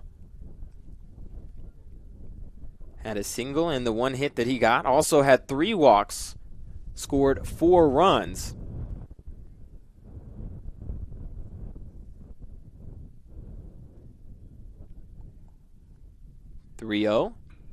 Grounded to third. It's taken at third by Marujo. The throw to second is in time. Farrell hustling down the line. No throw to first. It'll be an RBI. Fielder's choice for kicks Farrell.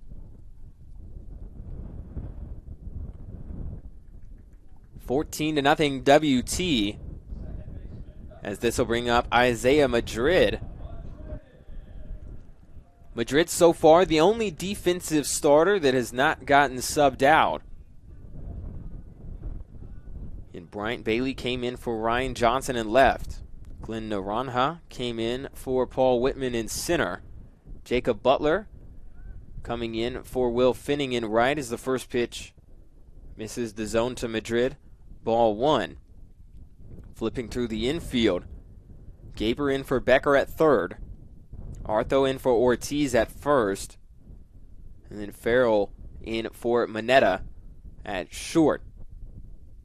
Outside of that, we saw Cameron Cow come in a while ago for Kennedy Badgett. That was back at the start of the fourth inning.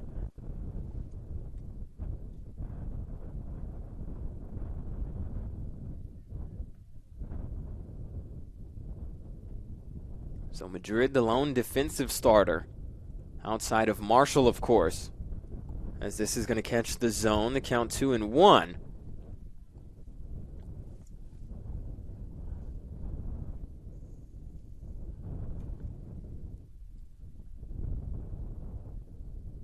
Outside of that, lineup-wise, Eddie Savoy, the DH, has not been pinch hit for either. This one from Taylor over the head of Madrid.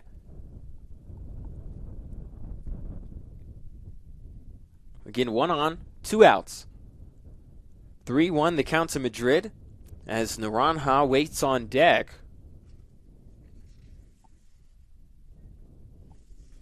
This one hit in the air left field. Going for it is Wood. It's going to get down. Farrell going to be held at second. It's going to be a base hit for Isaiah Madrid. 2 men on, 2 outs now. As it's going to be Glenn Naranja. If that's the correct pronunciation. I've been pronouncing it wrong. Apologize to anybody listening at home. And it looks like that is going to be the day for Aiden Taylor, a new pitcher coming in for New Mexico Highlands. In the meantime, we're going to take a quick break and be back. Bottom of the fifth, WT leads 14-0 in Game 3 of the Bob Sloan Classic. We're back after this. Got the looks, the style, the performance. Your new car is everything you always dreamed of, and now it's here. First Financial Bank was happy to help put you behind the wheel with a new car loan at a competitive rate and fast, friendly, local approval.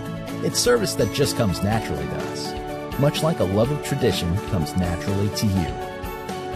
First Financial Bank, you first. Member FDIC.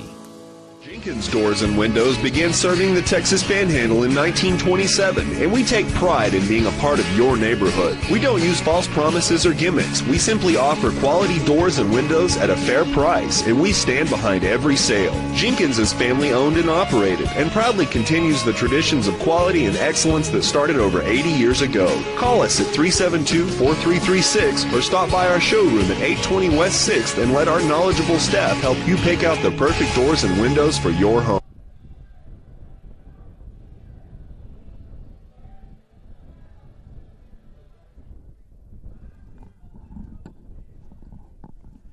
And welcome back to Wilder Park. Alex Kipfer bringing you the action today as WT out to a commanding 14-0 lead here in the bottom of the fifth. Runners on first and second for the Buffaloes. It's going to be Farrell and Madrid as Glenn Naranja stepping up to the plate. The new pitcher into the game for New Mexico Highlands is going to be number 24, Dominic Castillo, the left-handed freshman from El Paso, Texas. Went to El Dorado High School, stepping up, looking to close out the fifth inning. Again, Naranja took over for Paul Whitman. Pinch ran for him after he got an RBI single back in the fourth inning. 5'8" freshman from Ontario, Canada. First pitch misses the zone, ball 1.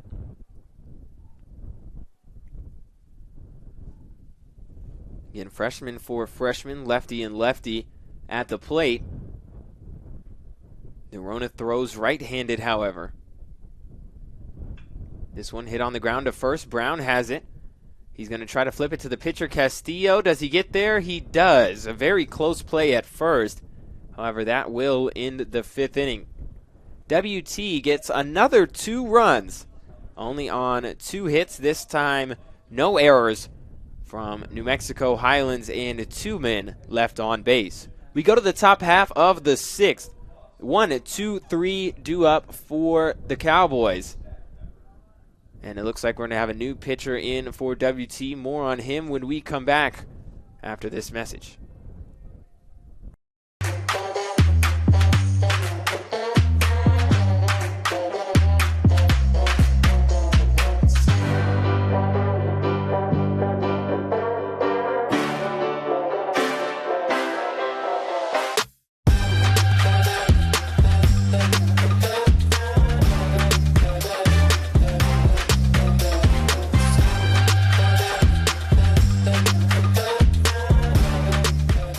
Joints begin to fail.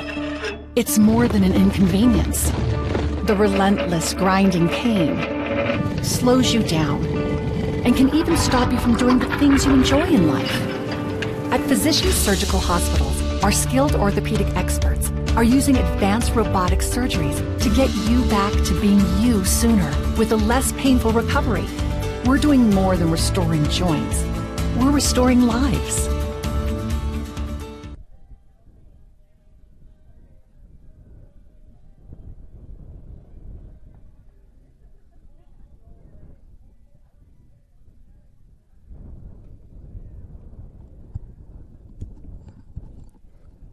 And welcome back to Wilder Park. Alex Kipp for bringing you the action today. New pitcher on the mound for the Buffaloes. It's going to be number 19, Reese Miller. Miller, the 6'2 sophomore right-hander from Dayton, Texas. Transferred from Hill College, another new face for the Buffaloes this season. As we wave goodbye to Nick Marshall. 5 dominant innings for Marshall as he held the Cowboys to just 1 hit. 5 innings pitched, 1 hit, no runs, 1 walk, 10 strikeouts, and 18 total batters faced. So we'll see how Reese Miller can come in and complement the wonderful starting performance from Nick Marshall as he faces the top of the order with De La, Wood, and Kuhn. So De La stepping in. 0 for 2 today, however, reached base on an error by Madrid. Also had a stolen base. That was back in the 3rd inning. This one grounded in the hole to first. The flip to Miller is in time. A great play from Artho to Miller. 1 pitch, 1 out. As this brings up the left fielder, Mason Wood.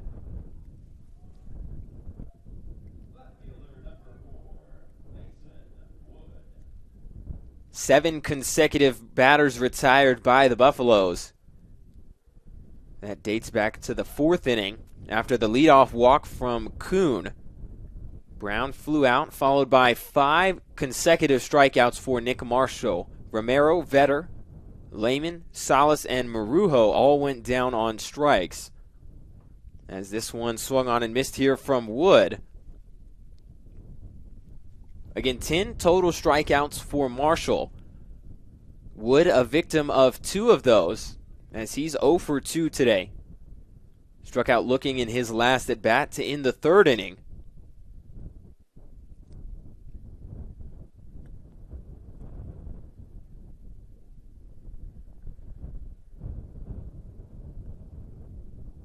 Miller's ready, the 0-1. Off speed misses inside, 1-1.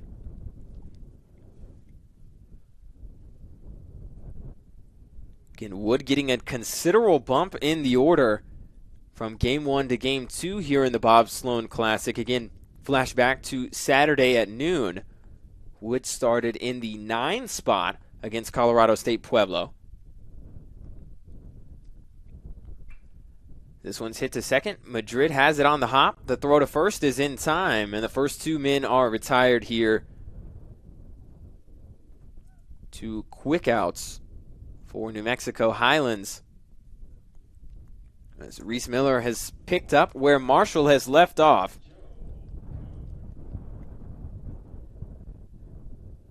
This will bring up the right fielder, Joe Kuhn.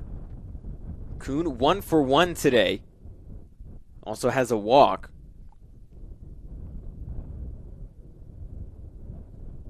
Reached base safely both times. The only Cowboy to do so thus far. First pitch. Curveball did not get anywhere close to the plate. Kuhn had to duck out of the way of that one. He just turns his back. It's easily a free base.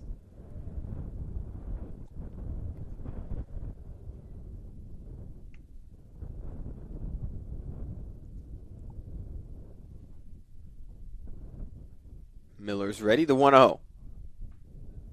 Another off-speed pitch misses outside, 2-0. Kuhn against Colorado State Pueblo yesterday. 2 for 5. A double and an infield hit to go with 3 strikeouts. Today, a double and a walk.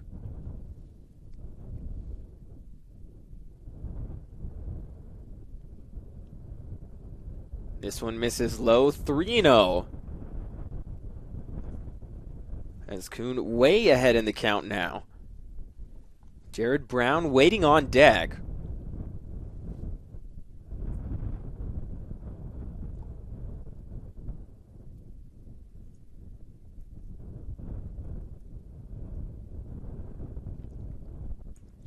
Miller delivers this one, called strike 1, a fastball right down the pipe.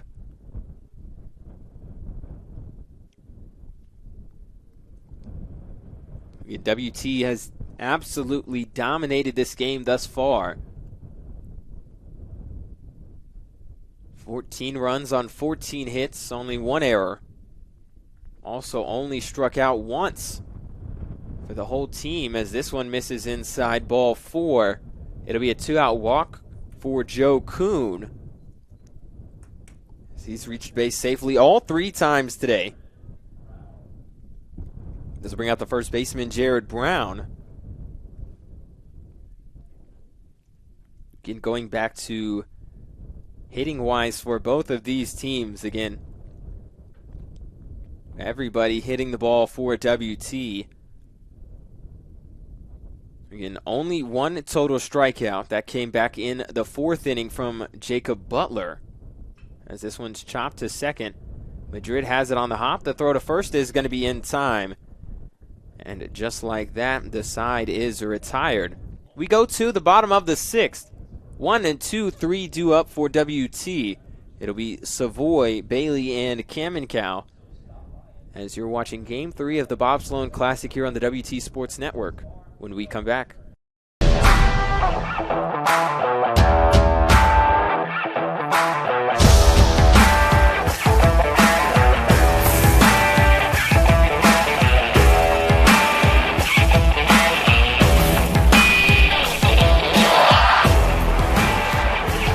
The best tailgates start with the best beef, and the best beef starts with Market Street. Market Street, where we do beef the best. Welcome to Shimon Dental Group, where every day we're excited to see our patients and treat them like family. We are dedicated to providing you with the highest quality care in a friendly and comfortable environment. Shimon Dental Group's patient-focused philosophy puts your needs front and center. We are constantly investing in leading-edge technology. Innovations that speed the treatment process and improve aesthetics. We're expanding the breadth of our cosmetic and restorative services through training to provide the best possible outcomes. Just with the level of commitment that they show to taking care of my family and I, it's absolutely unmatched in this town, so I've been very happy with them. Brightening smiles for more than 3 decades. Contact Shimon Dental Group for your appointment today.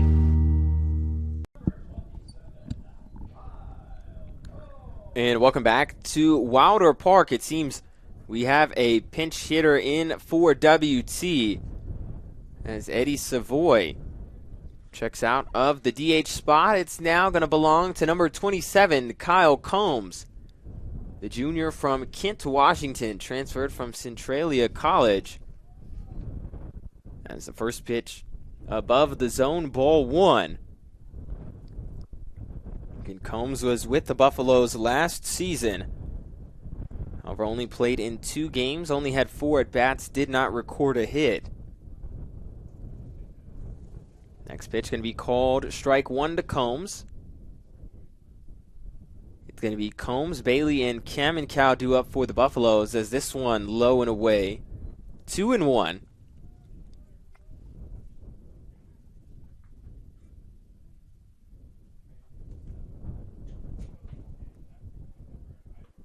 This one off the outside part of the plate. 3-1 now to Combs. And as of now, Isaiah Madrid, the lone starter across the board for WT, still in the game as this one runs inside, ball 4. Leadoff walk for Kyle Combs.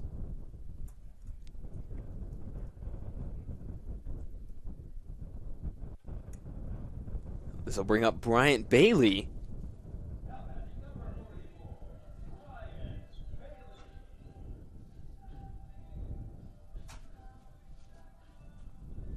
So Bailey stepping up to the plate. Runner on first, nobody out.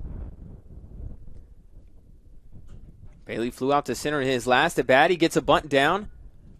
However, good play by Marujo at third as he lets this one roll foul.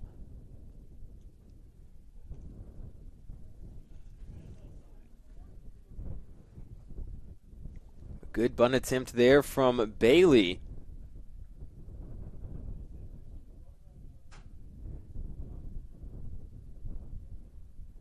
So the count 0-1. Zach Kamenkow waiting on deck. This one chopped down the third base line. Marujo fields it initially. However, unable to stick with it. He was there. But it's going to be an E5 as there's now 2 men on.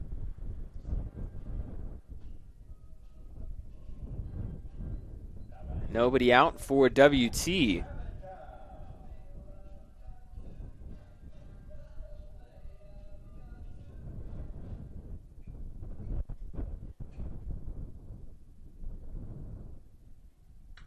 This one hit in the air for Kamenkow.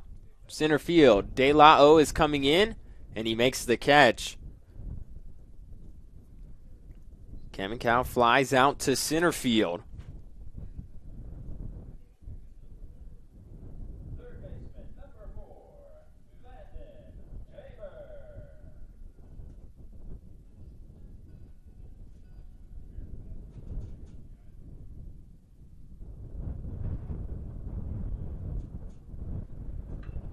This one hit in the air to left field. Base hit for Gaber.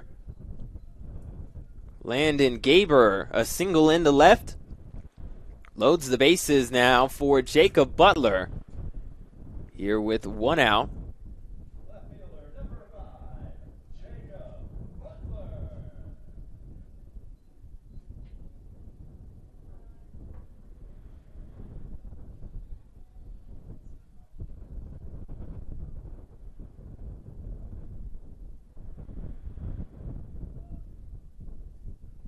First pitch to Butler misses inside, ball 1.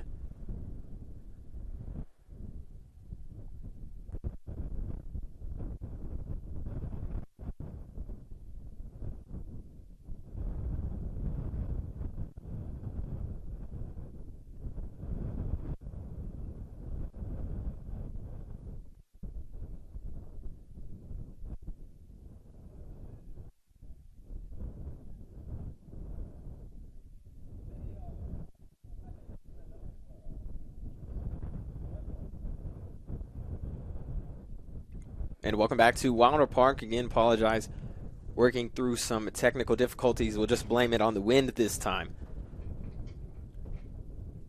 As The leadoff batter for New Mexico Highlands is going to be Joseph Romero. Romero stepping in on the day. 0 for 1 with a strikeout. First pitch misses the zone, ball 1.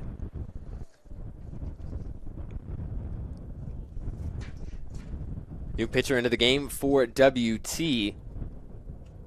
It's going to be a lefty for the Buffaloes. As this pitch misses low in the dirt. 2-0. It's going to be Sasha Snyder. 5'10" junior lefty from Peoria, Arizona, transferred from Grand Canyon University.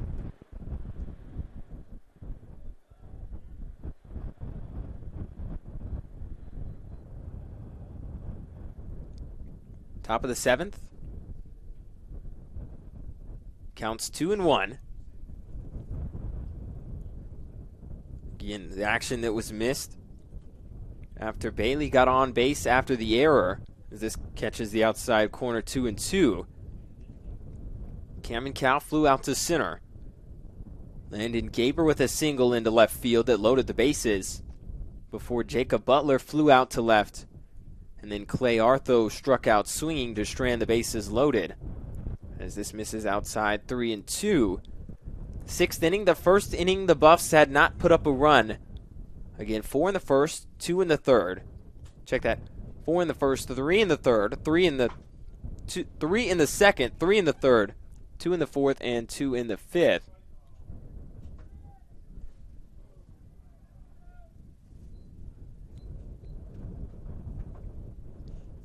As it looks like this one is going to drop in as well.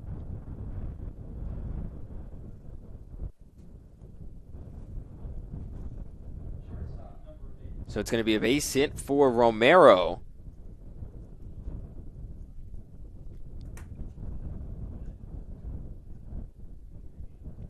Runner on, nobody out.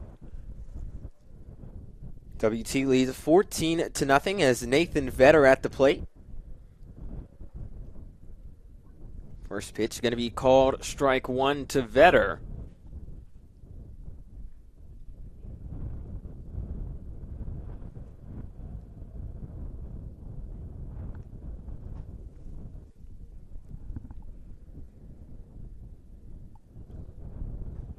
Oh, 1, another off-speed pitch swung on and missed this time. Count is 0-2. Vetter does not have a hit today, 0 for 2 with 2 strikeouts. His last at bat, all the way back in the 4th inning.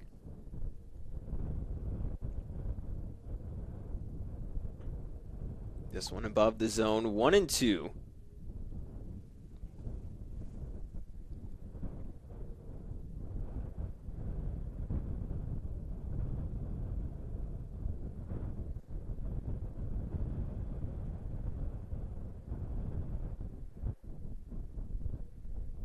Snyder delivers this one fouled towards the Buff dugout.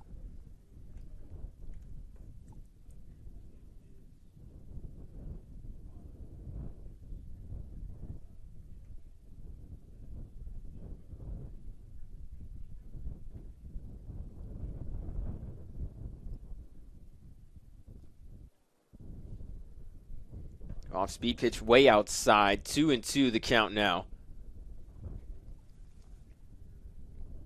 Kobe Lehman waiting on deck.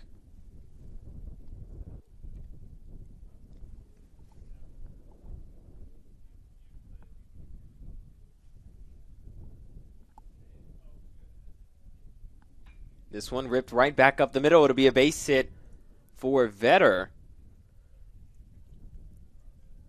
Single into center field. Now 2 men on, nobody out for New Mexico Highlands.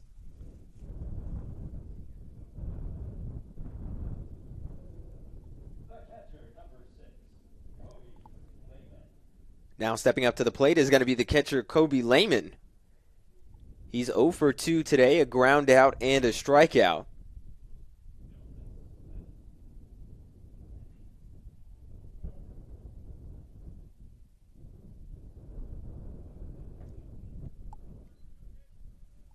First pitch misses the zone, ball 1. Again, Lehman had a pinch hit appearance. That was back in yesterday's game in the 10th inning against Colorado State Pueblo. 2-0 the count. Lehman with a triple down the right field line, however, was stranded on base.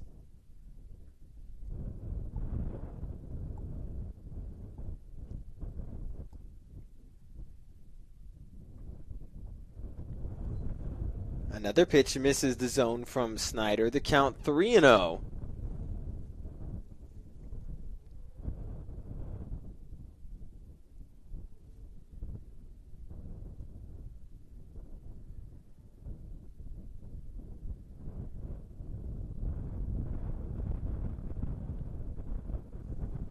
This pitch going to be called strike 1 just above the knees.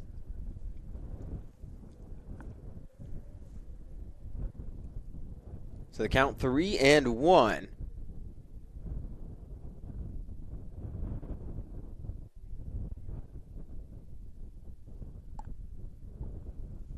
Another pitch watched from Lehman.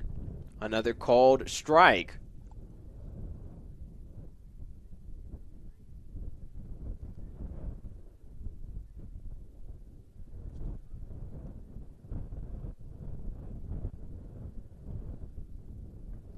This one misses just inside from Snyder, ball 4. And the bases are now loaded here, nobody out.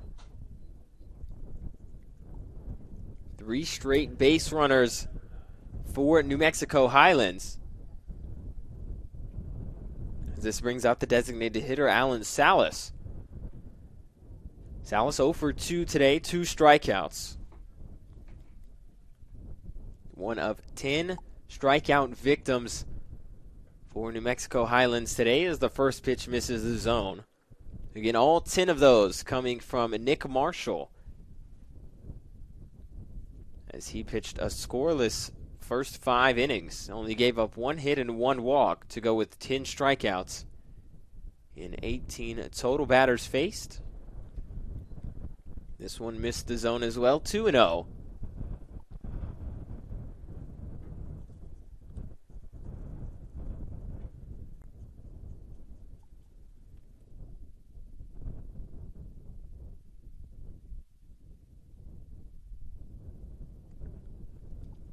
Snyder ready again.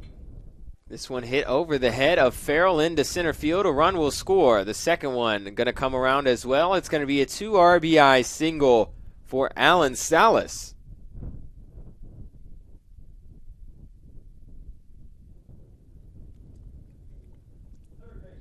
First runs come across the board for New Mexico Highlands,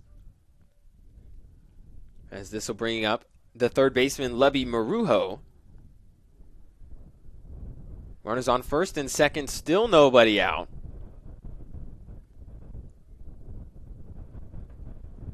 First pitch misses the zone, ball 1. Estevan De La O waiting on deck along with Mason Wood behind him.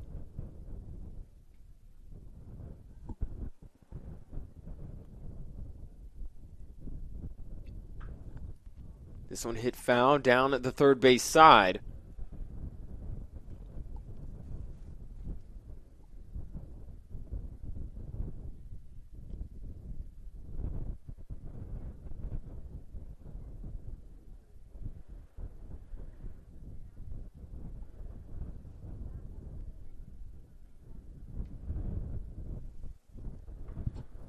One pitch swung on and missed.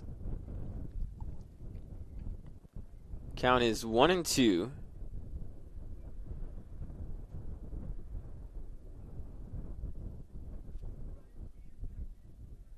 Snyder stepping back on the mound.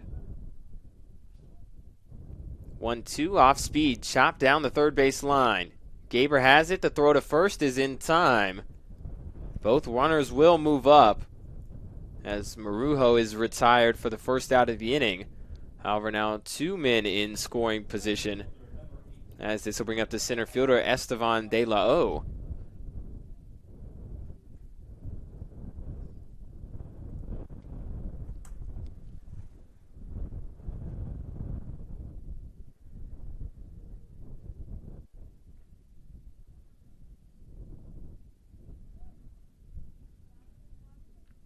First pitch.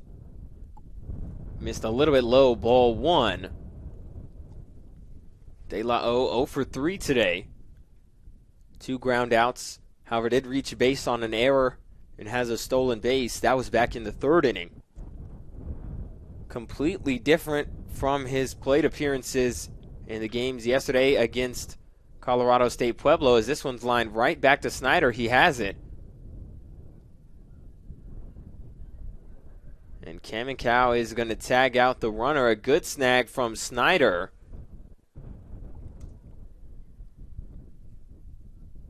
So runners will still be on second and third, however, 2 outs now. As this will bring up the left fielder, Mason Wood. Good snag by Snyder at the mound.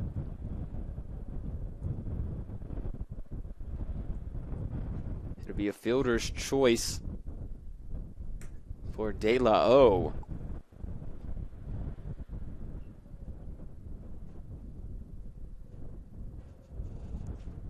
First pitch to Wood, swung on and missed, strike 1. Wood on the day 0 for 3.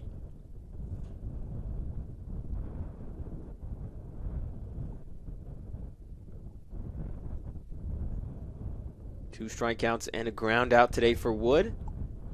He's now down in the count, 0-2. A good curveball there from Snyder.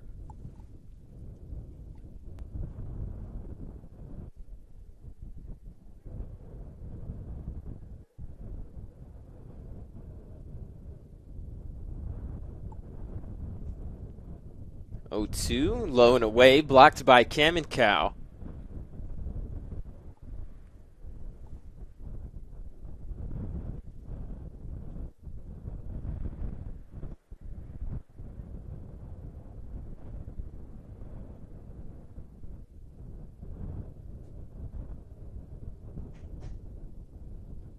The 1-2 this time, just off the outside part of the plate, 2-2.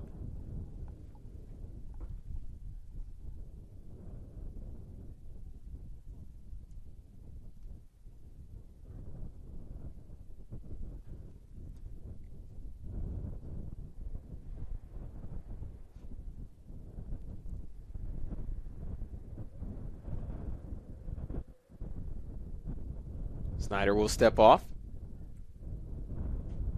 Reset back on the mound. 2-2. Swung on and missed. Wood goes down swinging, as it's going to be a strikeout for Snyder. We go to the bottom of the 7th. WT leads 14-2, as we'll be back for Game 3 of the Bob Sloan Classic on the WT Sports Network after this. We're there to serve, make sure we're creating a fair atmosphere for both teams, upholding the integrity of the game. I chose to be an official. It's the best decision I've made. In life, things aren't scripted. Games aren't pre-scripted. You know, I got into officiating because my father was an official. Officiating was part of our family life. It wasn't just the game. Get to be outside, get to experience the game. It's so much more fun. You can get a lot out of it. If you're an athlete, we need people like you and translate those skills to officiating. It helped me become not only a better official, but a better person. It happens in every town, in every game. We never have a perfect game, but the rewards always outweigh the negativities. And it's just been wonderful.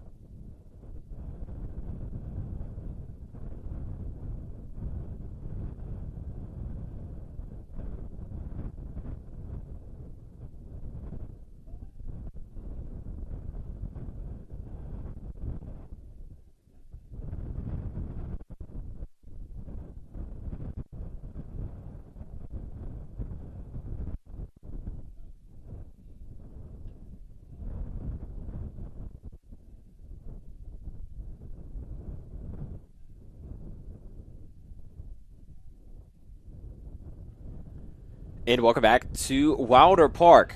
Alex Kipfer bringing you the action today. New pitcher onto the mound for New Mexico Highlands. It's going to be number 25, Robbie Alarcon. Left-handed sophomore from Las Vegas, New Mexico, hometown product for the Cowboys. First pitch is going to run inside to the leadoff man, Kix Farrell.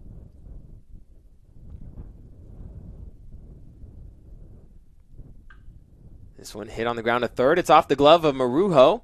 The throw to first not going to be in time. Farrell reaches base E5.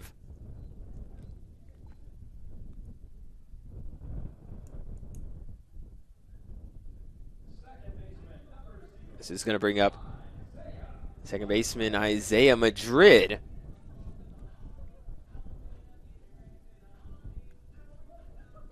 So Farrell at first after the error.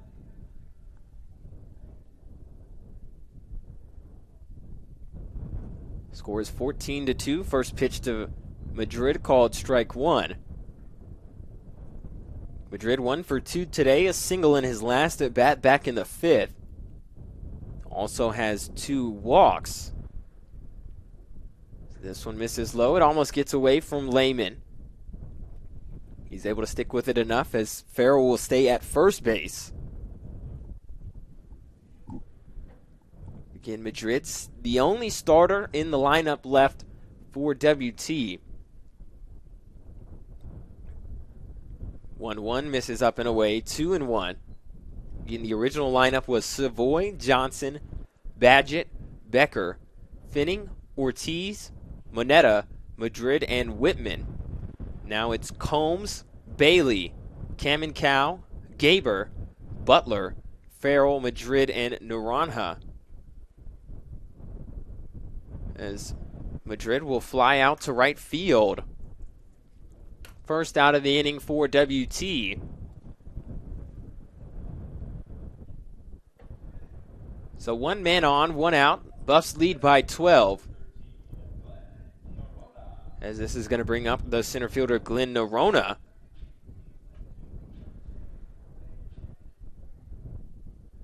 Norona, the freshman from Canada, stepping in.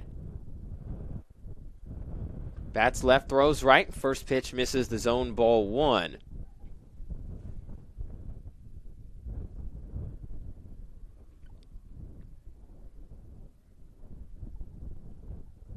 One-0. Low and away, 2-0 the count.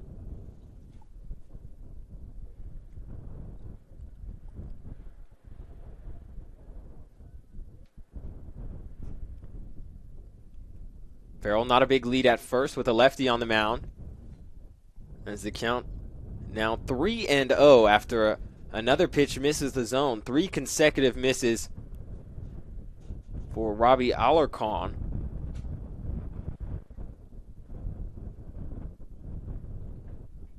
This one called strike 1 at the letters on Norona. Kyle Combs waiting on deck. Norona 0 for 1 today as this one's fouled straight back to the net.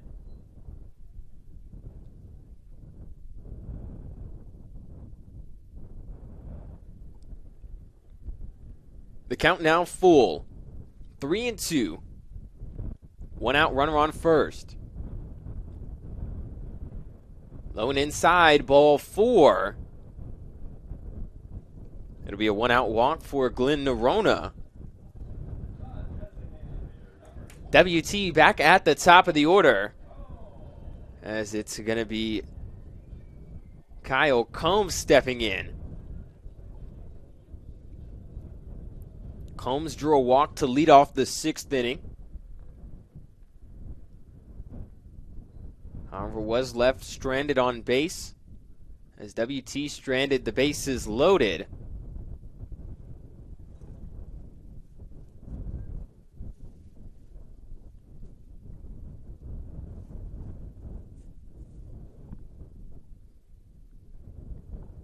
This one misses the zone as well. 2-0 on Combs.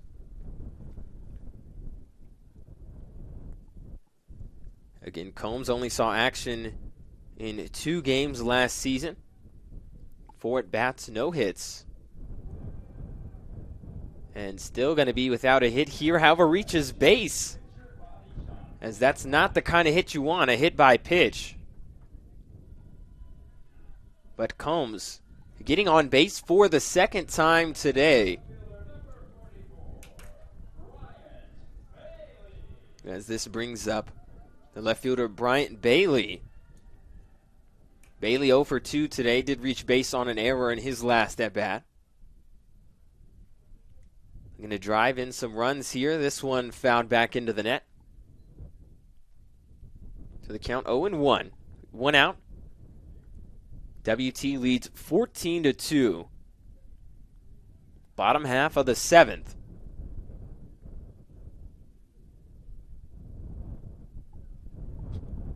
The 0-1. This one low, count even at 1 apiece.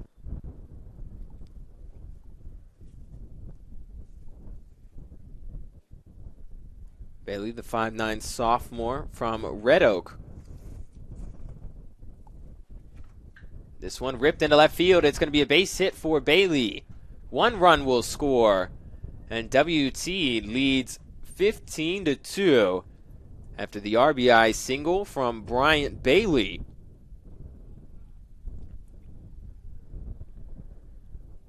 Bases are still loaded. This brings up the catcher, Zach Kamenkow.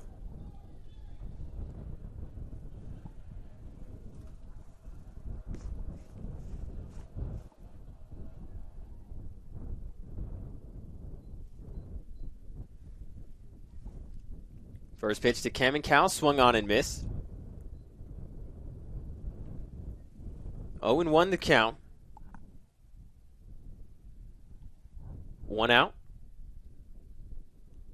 Bases are loaded. This one swung on and missed. Another good off-speed pitch. Looked like a change-up there from Alarcon.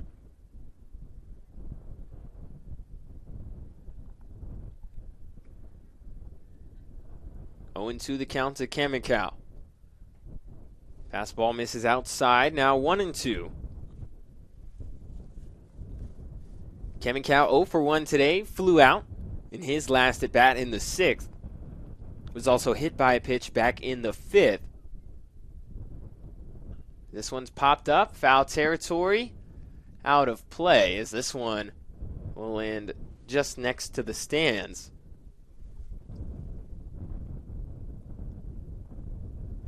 So the count will stay at 1-2.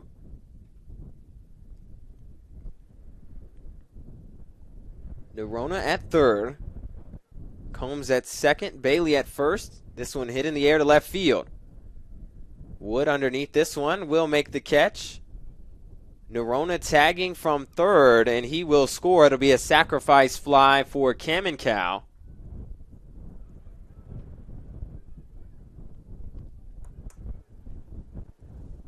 Kamenkow picks up his first RBI this season. As this will bring up the third baseman, Landon Gaber. WT leading 16-2. First pitch misses low and inside. Ball 1 to Gaber.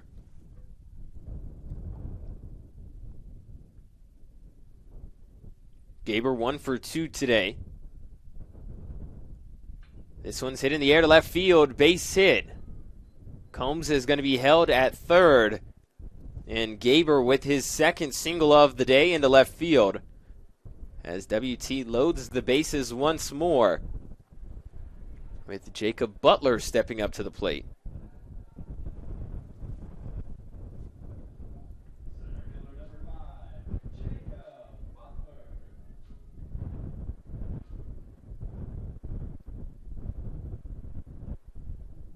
First pitch to Butler, misses low, ball 1.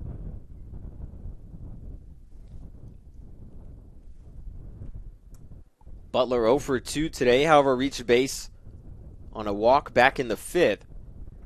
However, was left stranded as he's ahead in the count 2-0 now.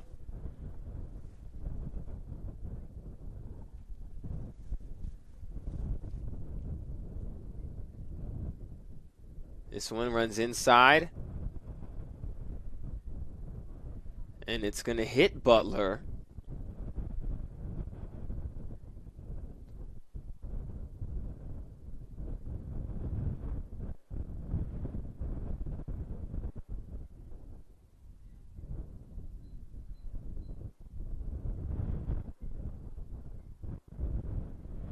And home plate umpire is going to go talk to the field umpires to see if Butler is going to get a base. Obviously, the pitch hit him.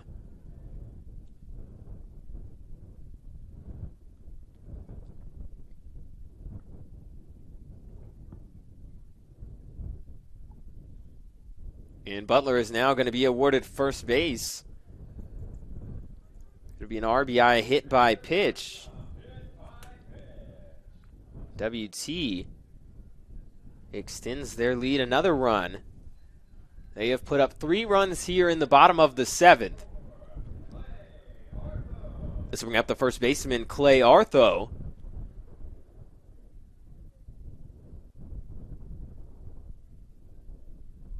First pitch to Artho, hit in the air, center field. De La O underneath it. Still coming in, and will make the catch as he and Romero were right next to each other. As that will end the 7th. WT puts up 3 more runs. They strand 3 on 2 hits. 1 error from New Mexico Highlands. We go to the top of the 8th. WT leads 17-2. We'll be back with Game 3 of the Bob Sloan Classic after this. Got the looks, the style, the performance. Your new car is everything you always dreamed of, and now it's here. First Financial Bank was happy to help put you behind the wheel with a new car loan at a competitive rate and fast, friendly, local approval. It's service that just comes naturally to us, much like a love of tradition comes naturally to you. First Financial Bank, you first. Member FDIC. Jenkins Doors and Windows began serving the Texas Panhandle in 1927, and we take pride in being a part of your neighborhood. We don't use false promises or gimmicks. We simply offer quality doors and windows at a fair price, and we stand behind every sale. Jenkins is family owned and operated, and proudly continues the traditions of quality and excellence that started over 80 years ago. Call us at 372-4336 or stop by our showroom at 820 West 6th and let our knowledgeable staff help you pick out the perfect doors and windows for your home. And welcome back to Wilder Park. Top half of the 8th. The Buffs lead 17-2 as they've completely dominated this game in all facets. 17 runs on 17 hits, only 1 error. 11 strikeouts defensively. 10 of them coming at the arm of Nick Marshall. On the flip side, WT only struck out twice. Have picked up a handful of walks and hit by pitches. As we see a new pitcher into the game for WT right now. It's going to be number 18, Chris Rodriguez. 6'3" junior right-hander from El Paso, Texas, by way of Friona. And it's going to be Joe Kuhn, Jared Brown, and Brandon Baer due up this half for New Mexico Highlands. Again, no run rule here in the tournament in the Bob Sloan Classic. Otherwise, this game would have ended after 7. The top half of the 7th at that. Either way, we will play all 9 innings today. As this first pitch from Rodriguez misses low, ball 1. Rodriguez was with the team last season. Pitched 33 innings in relief, 19 total appearances. 6-1 record, 4.91 ERA as this one's hit hard down the left field line. Is it fair or foul? It's foul. If it was fair, it was gone by a mile. However, a very long strike number 1. Going back to Rodriguez last season, did have 3 saves. Good for second most on the team. Tied with Justin Zamora, Chandler Dean, and then Carter Brown leading the way with 4. This one misses low, 2-1 to Kuhn. Rodriguez, 49 total strikeouts to 20 walks. However, did give up a team-high 6 home runs. Tied with Zach Dixon and Noah Bartlett. 2-1 above the zone. 3-1 now. And Rodriguez, third most strikeouts on the team. However, his Ks per 9 among the best for the Buffaloes, as this one misses inside ball 4.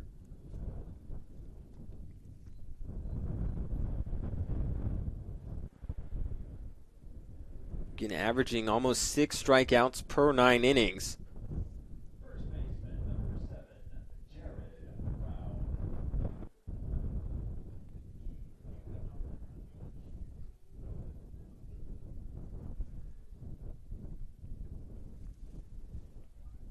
So after the leadoff walk from Kuhn, who has reached base safely all 4 times today.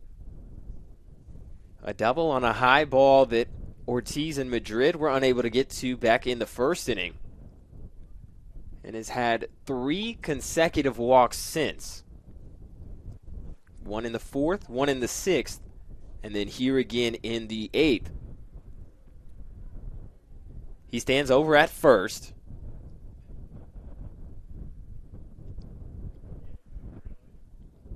Brown at the plate, 0 for 3 today. This one fouled right back into the net. 0-2 the count now on Brown.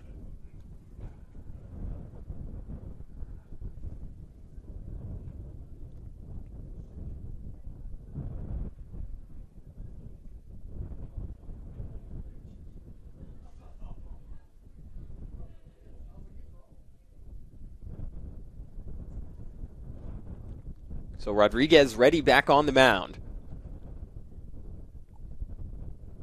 0-2 hit high in the air right field. Butler drifting towards the line. And he makes the catch down the right field line. Brown is retired here for out number 1 in the 8th. This will bring up the second baseman, Joseph Romero. Romero came in for Brandon Baer at the top of the 3rd inning defensively. Again, still unsure what exactly happened with Baer after his at-bat to lead off the 2nd inning. Romero thus far 1 for 2. A strikeout in the 4th. Leadoff single in the 7th, and ended up scoring after the 2 RBI base hit from Alan Salas. Those are the only 2 runs on the board thus far for New Mexico Highlands. As the first pitch is going to miss the zone. Rodriguez delivers again. This one fouled off left side, off the net. Count even at 1 apiece.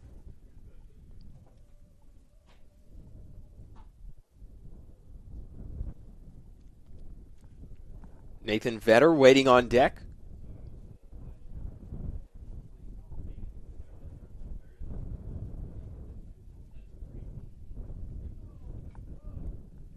One off speed. He went around. A good pitch there from Rodriguez. As the count is 1-2. WT thus far have used 3 total pitchers. Again, Nick Marshall led things off for the Buffaloes as he pitched 5 strong innings, only gave up 1 hit and 1 walk. And that's strike 3 called to Romero. First strikeout for Chris Rodriguez. As another batter is retired on strikes. And this will bring out the shortstop, Nathan Vetter. Again, going back to WT, pitching-wise thus far, Again, Marshall, 5 innings pitched, 1 hit, 1 walk, 10 strikeouts, no runs. That was followed up by Reese Miller. Came in to start the 6th inning, as this pitch from Rodriguez misses the zone. No hits, no runs, 1 walk from Miller, no strikeouts. Sasha Snyder came in the 7th. Gave up 3 hits, 2 earned runs, 1 walk, 1 strikeout. And then Rodriguez thus far, 2/3 of an inning pitched. As that check swing gets Vetter to go around. 1 walk from Rodriguez, 1 strikeout. As the count is 1-1 to Vetter. He had a single and scored in the 7th.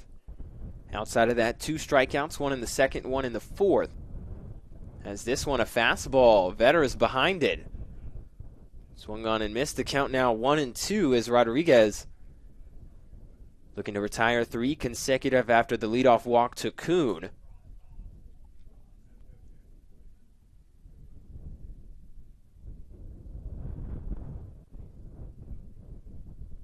Rodriguez comes set, the 1-2. Strike 3 called. Off-speed pitch on the outside corner. Rings up Vetter. And that will end the 8th. We go to the bottom half. WT leading 17-2. It's going to be Farrell, Madrid, and Nerona. 7, 8, 9 due up for the Buffaloes. As we take a quick break and be right back here on the WT Sports Network. We're about to wrap up Game 3 of the Bob Sloan Classic after this. Welcome to MetaDrive Pharmacy, Canyon's hometown pharmacy for over 32 years. We greet you by name, and our pharmacists take the time to counsel you and answer all your questions. Our Health Mart Pharmacy specializes in serving our community with fast, friendly, professional service and the highest quality medicines and health products. We accept most insurance plans, including Medicaid and Medicare, and we offer free in-town delivery to your home or business. Come visit us for all your healthcare needs. This is what a new heart valve looks like. This is what a bypassed artery looks like. And this is what a repaired aortic aneurysm looks like. The BSA Heart and Vascular Team is here to help you live life to the fullest. From our state-of-the-art cardiac technologies to our dedicated heart specialists, our goal is to help you take the very best care of your heart so you can enjoy everything else that matters to you. BSA for life.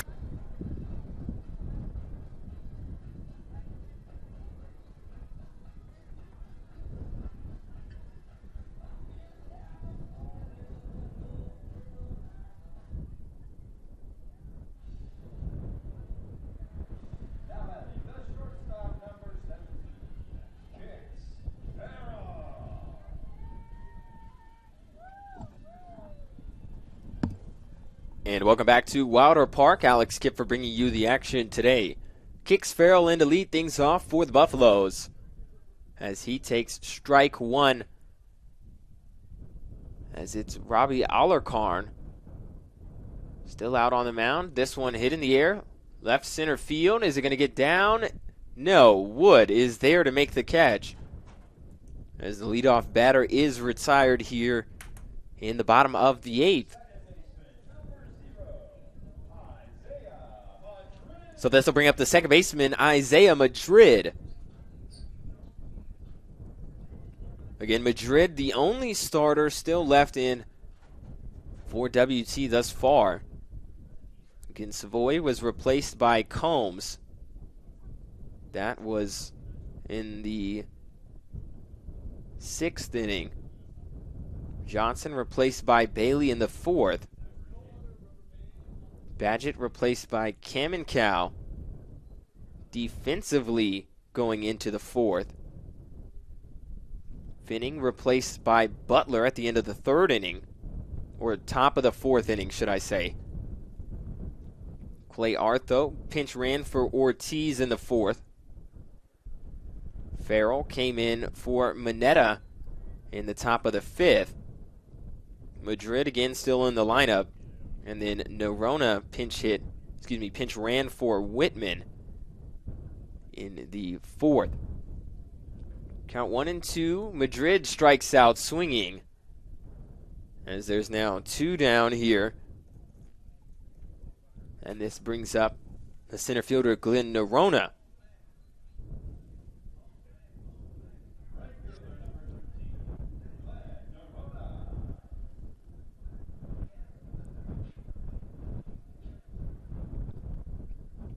Nerona stepping in 0 for 1 today, a ground out and a walk. First pitch misses the zone, ball 1.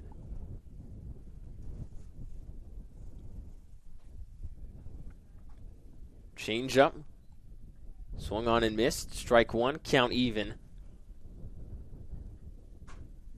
Kyle Combs waiting on deck, a chance he doesn't even get to bat today. Or again, should I say. Combs a walk and a hit by pitch in 2 plate appearances. As the count 1-2 to Nerona. This one low and away, ball 2. We'll see if WT uses a 5th pitcher for the 9th inning.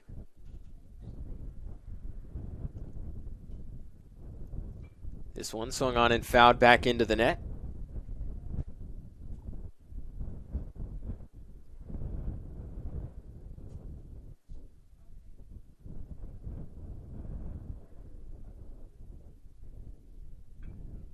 Another foul ball as Nerona stays alive at the plate.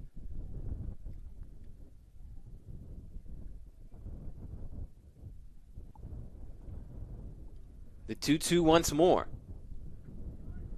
A third foul ball from Nerona.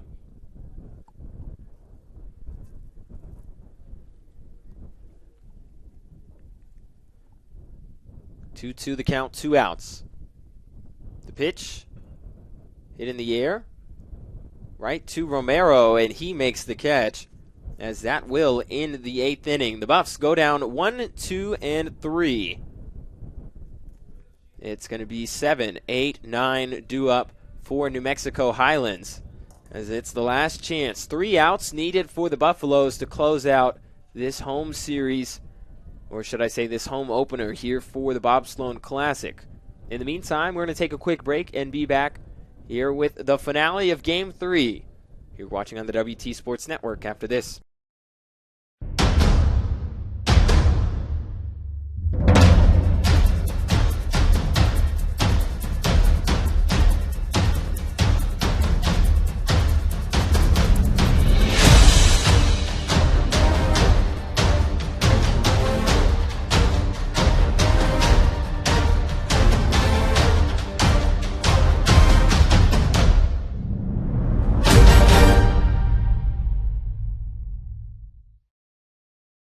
How do you make something that's already fresh even fresher? By adding fresh new things, like crisp pico de gallo for a little kick, and creamy cilantro lime sauce for that extra whoa. And pepper jack cheese because, of course, all on top of 2 fresh beef patties, or with chicken on a brioche bun. Whataburger's limited time pico de gallo burger and new pico de gallo chicken sandwiches. Good thing for fresh things. Good thing there's Whataburger.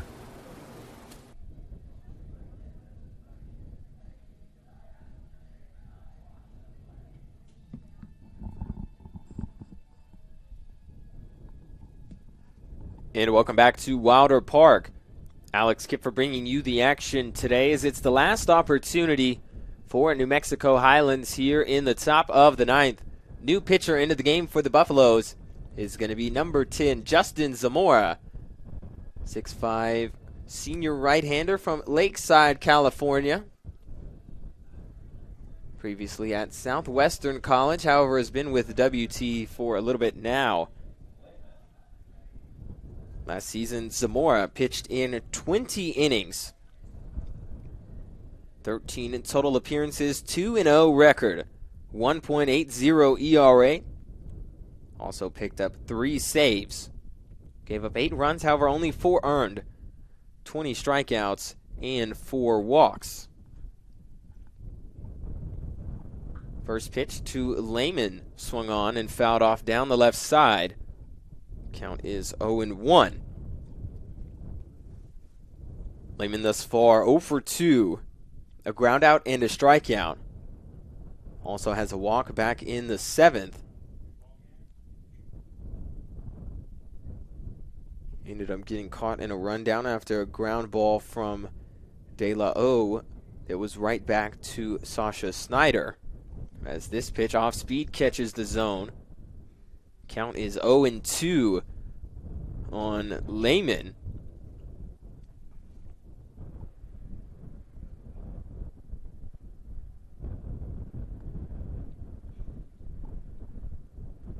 This pitch from Zamora way outside, 1-2 now.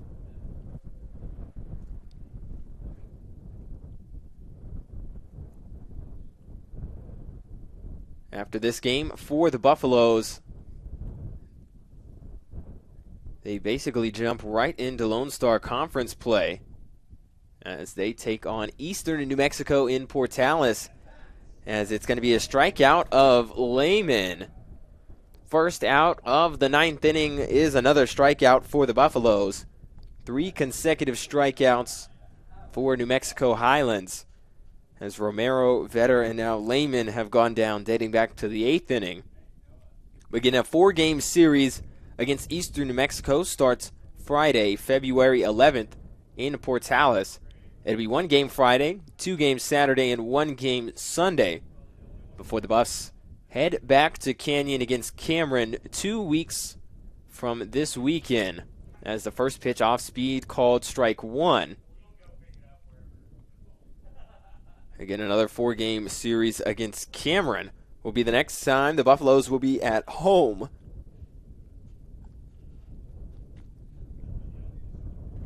This one just off the inside part of the plate to count 1-1.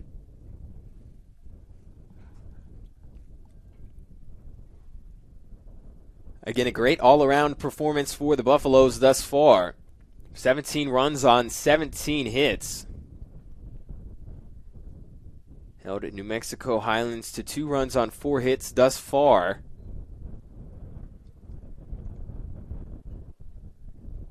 Hitting-wise, only 3 strikeouts. 6 total walks for WT as a team. They've also been hit by a pitch 5 times. 11 free bases all in all for the Buffaloes. Against 3 strikeouts, as this one's going to be fouled out of play. 2-2 the count now on Salas.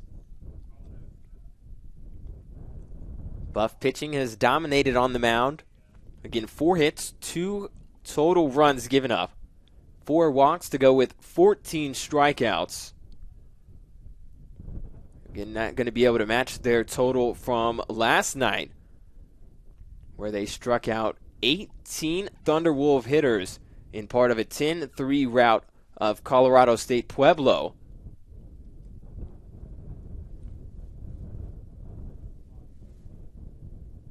$14 strikeouts here today.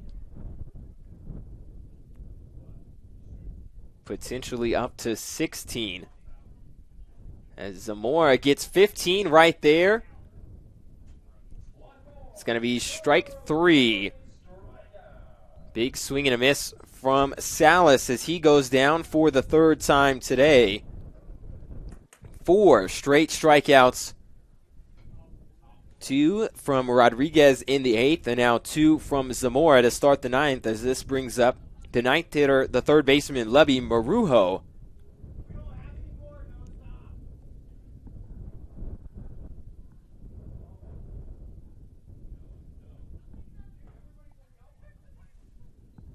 First pitch is going to be strike 1 to Marujo.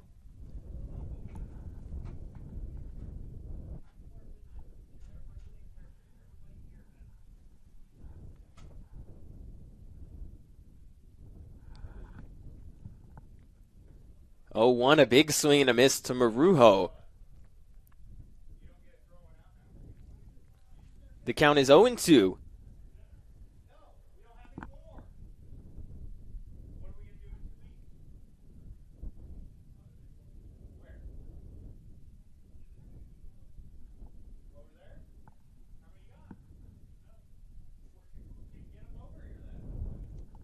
The 0-2 from Zamora, swung on and missed. Strike 3, swinging.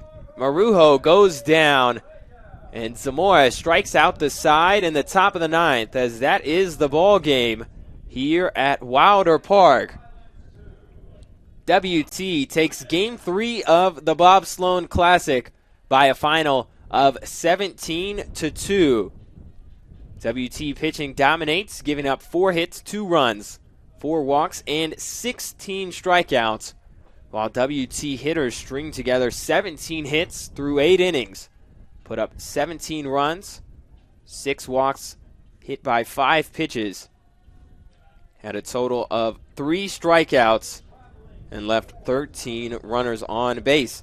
That'll be it for the Bob Sloan Classic. WT goes 2-0. Colorado State Pueblo goes 1-1. And New Mexico Highlands goes 0-2. That'll be it for Buff Baseball for another week, as the next game they play is going to be in Port Salis, as that'll start a 4-game series against the Greyhounds of Eastern New Mexico. One on Friday, doubleheader Saturday, and then the finale on Sunday. The next time the Buffs are at home are 2 weekends from now, as that will flash all the way to Friday, February 18th, as WT makes their home debut in the Lone Star Conference play against Cameron University. Again, that time starting at 2 p.m. on Friday, February 18th. In the meantime, that'll be all for now. Alex Kipfer signing off. I'd like to thank everybody for listening, and we hope to see you all next time.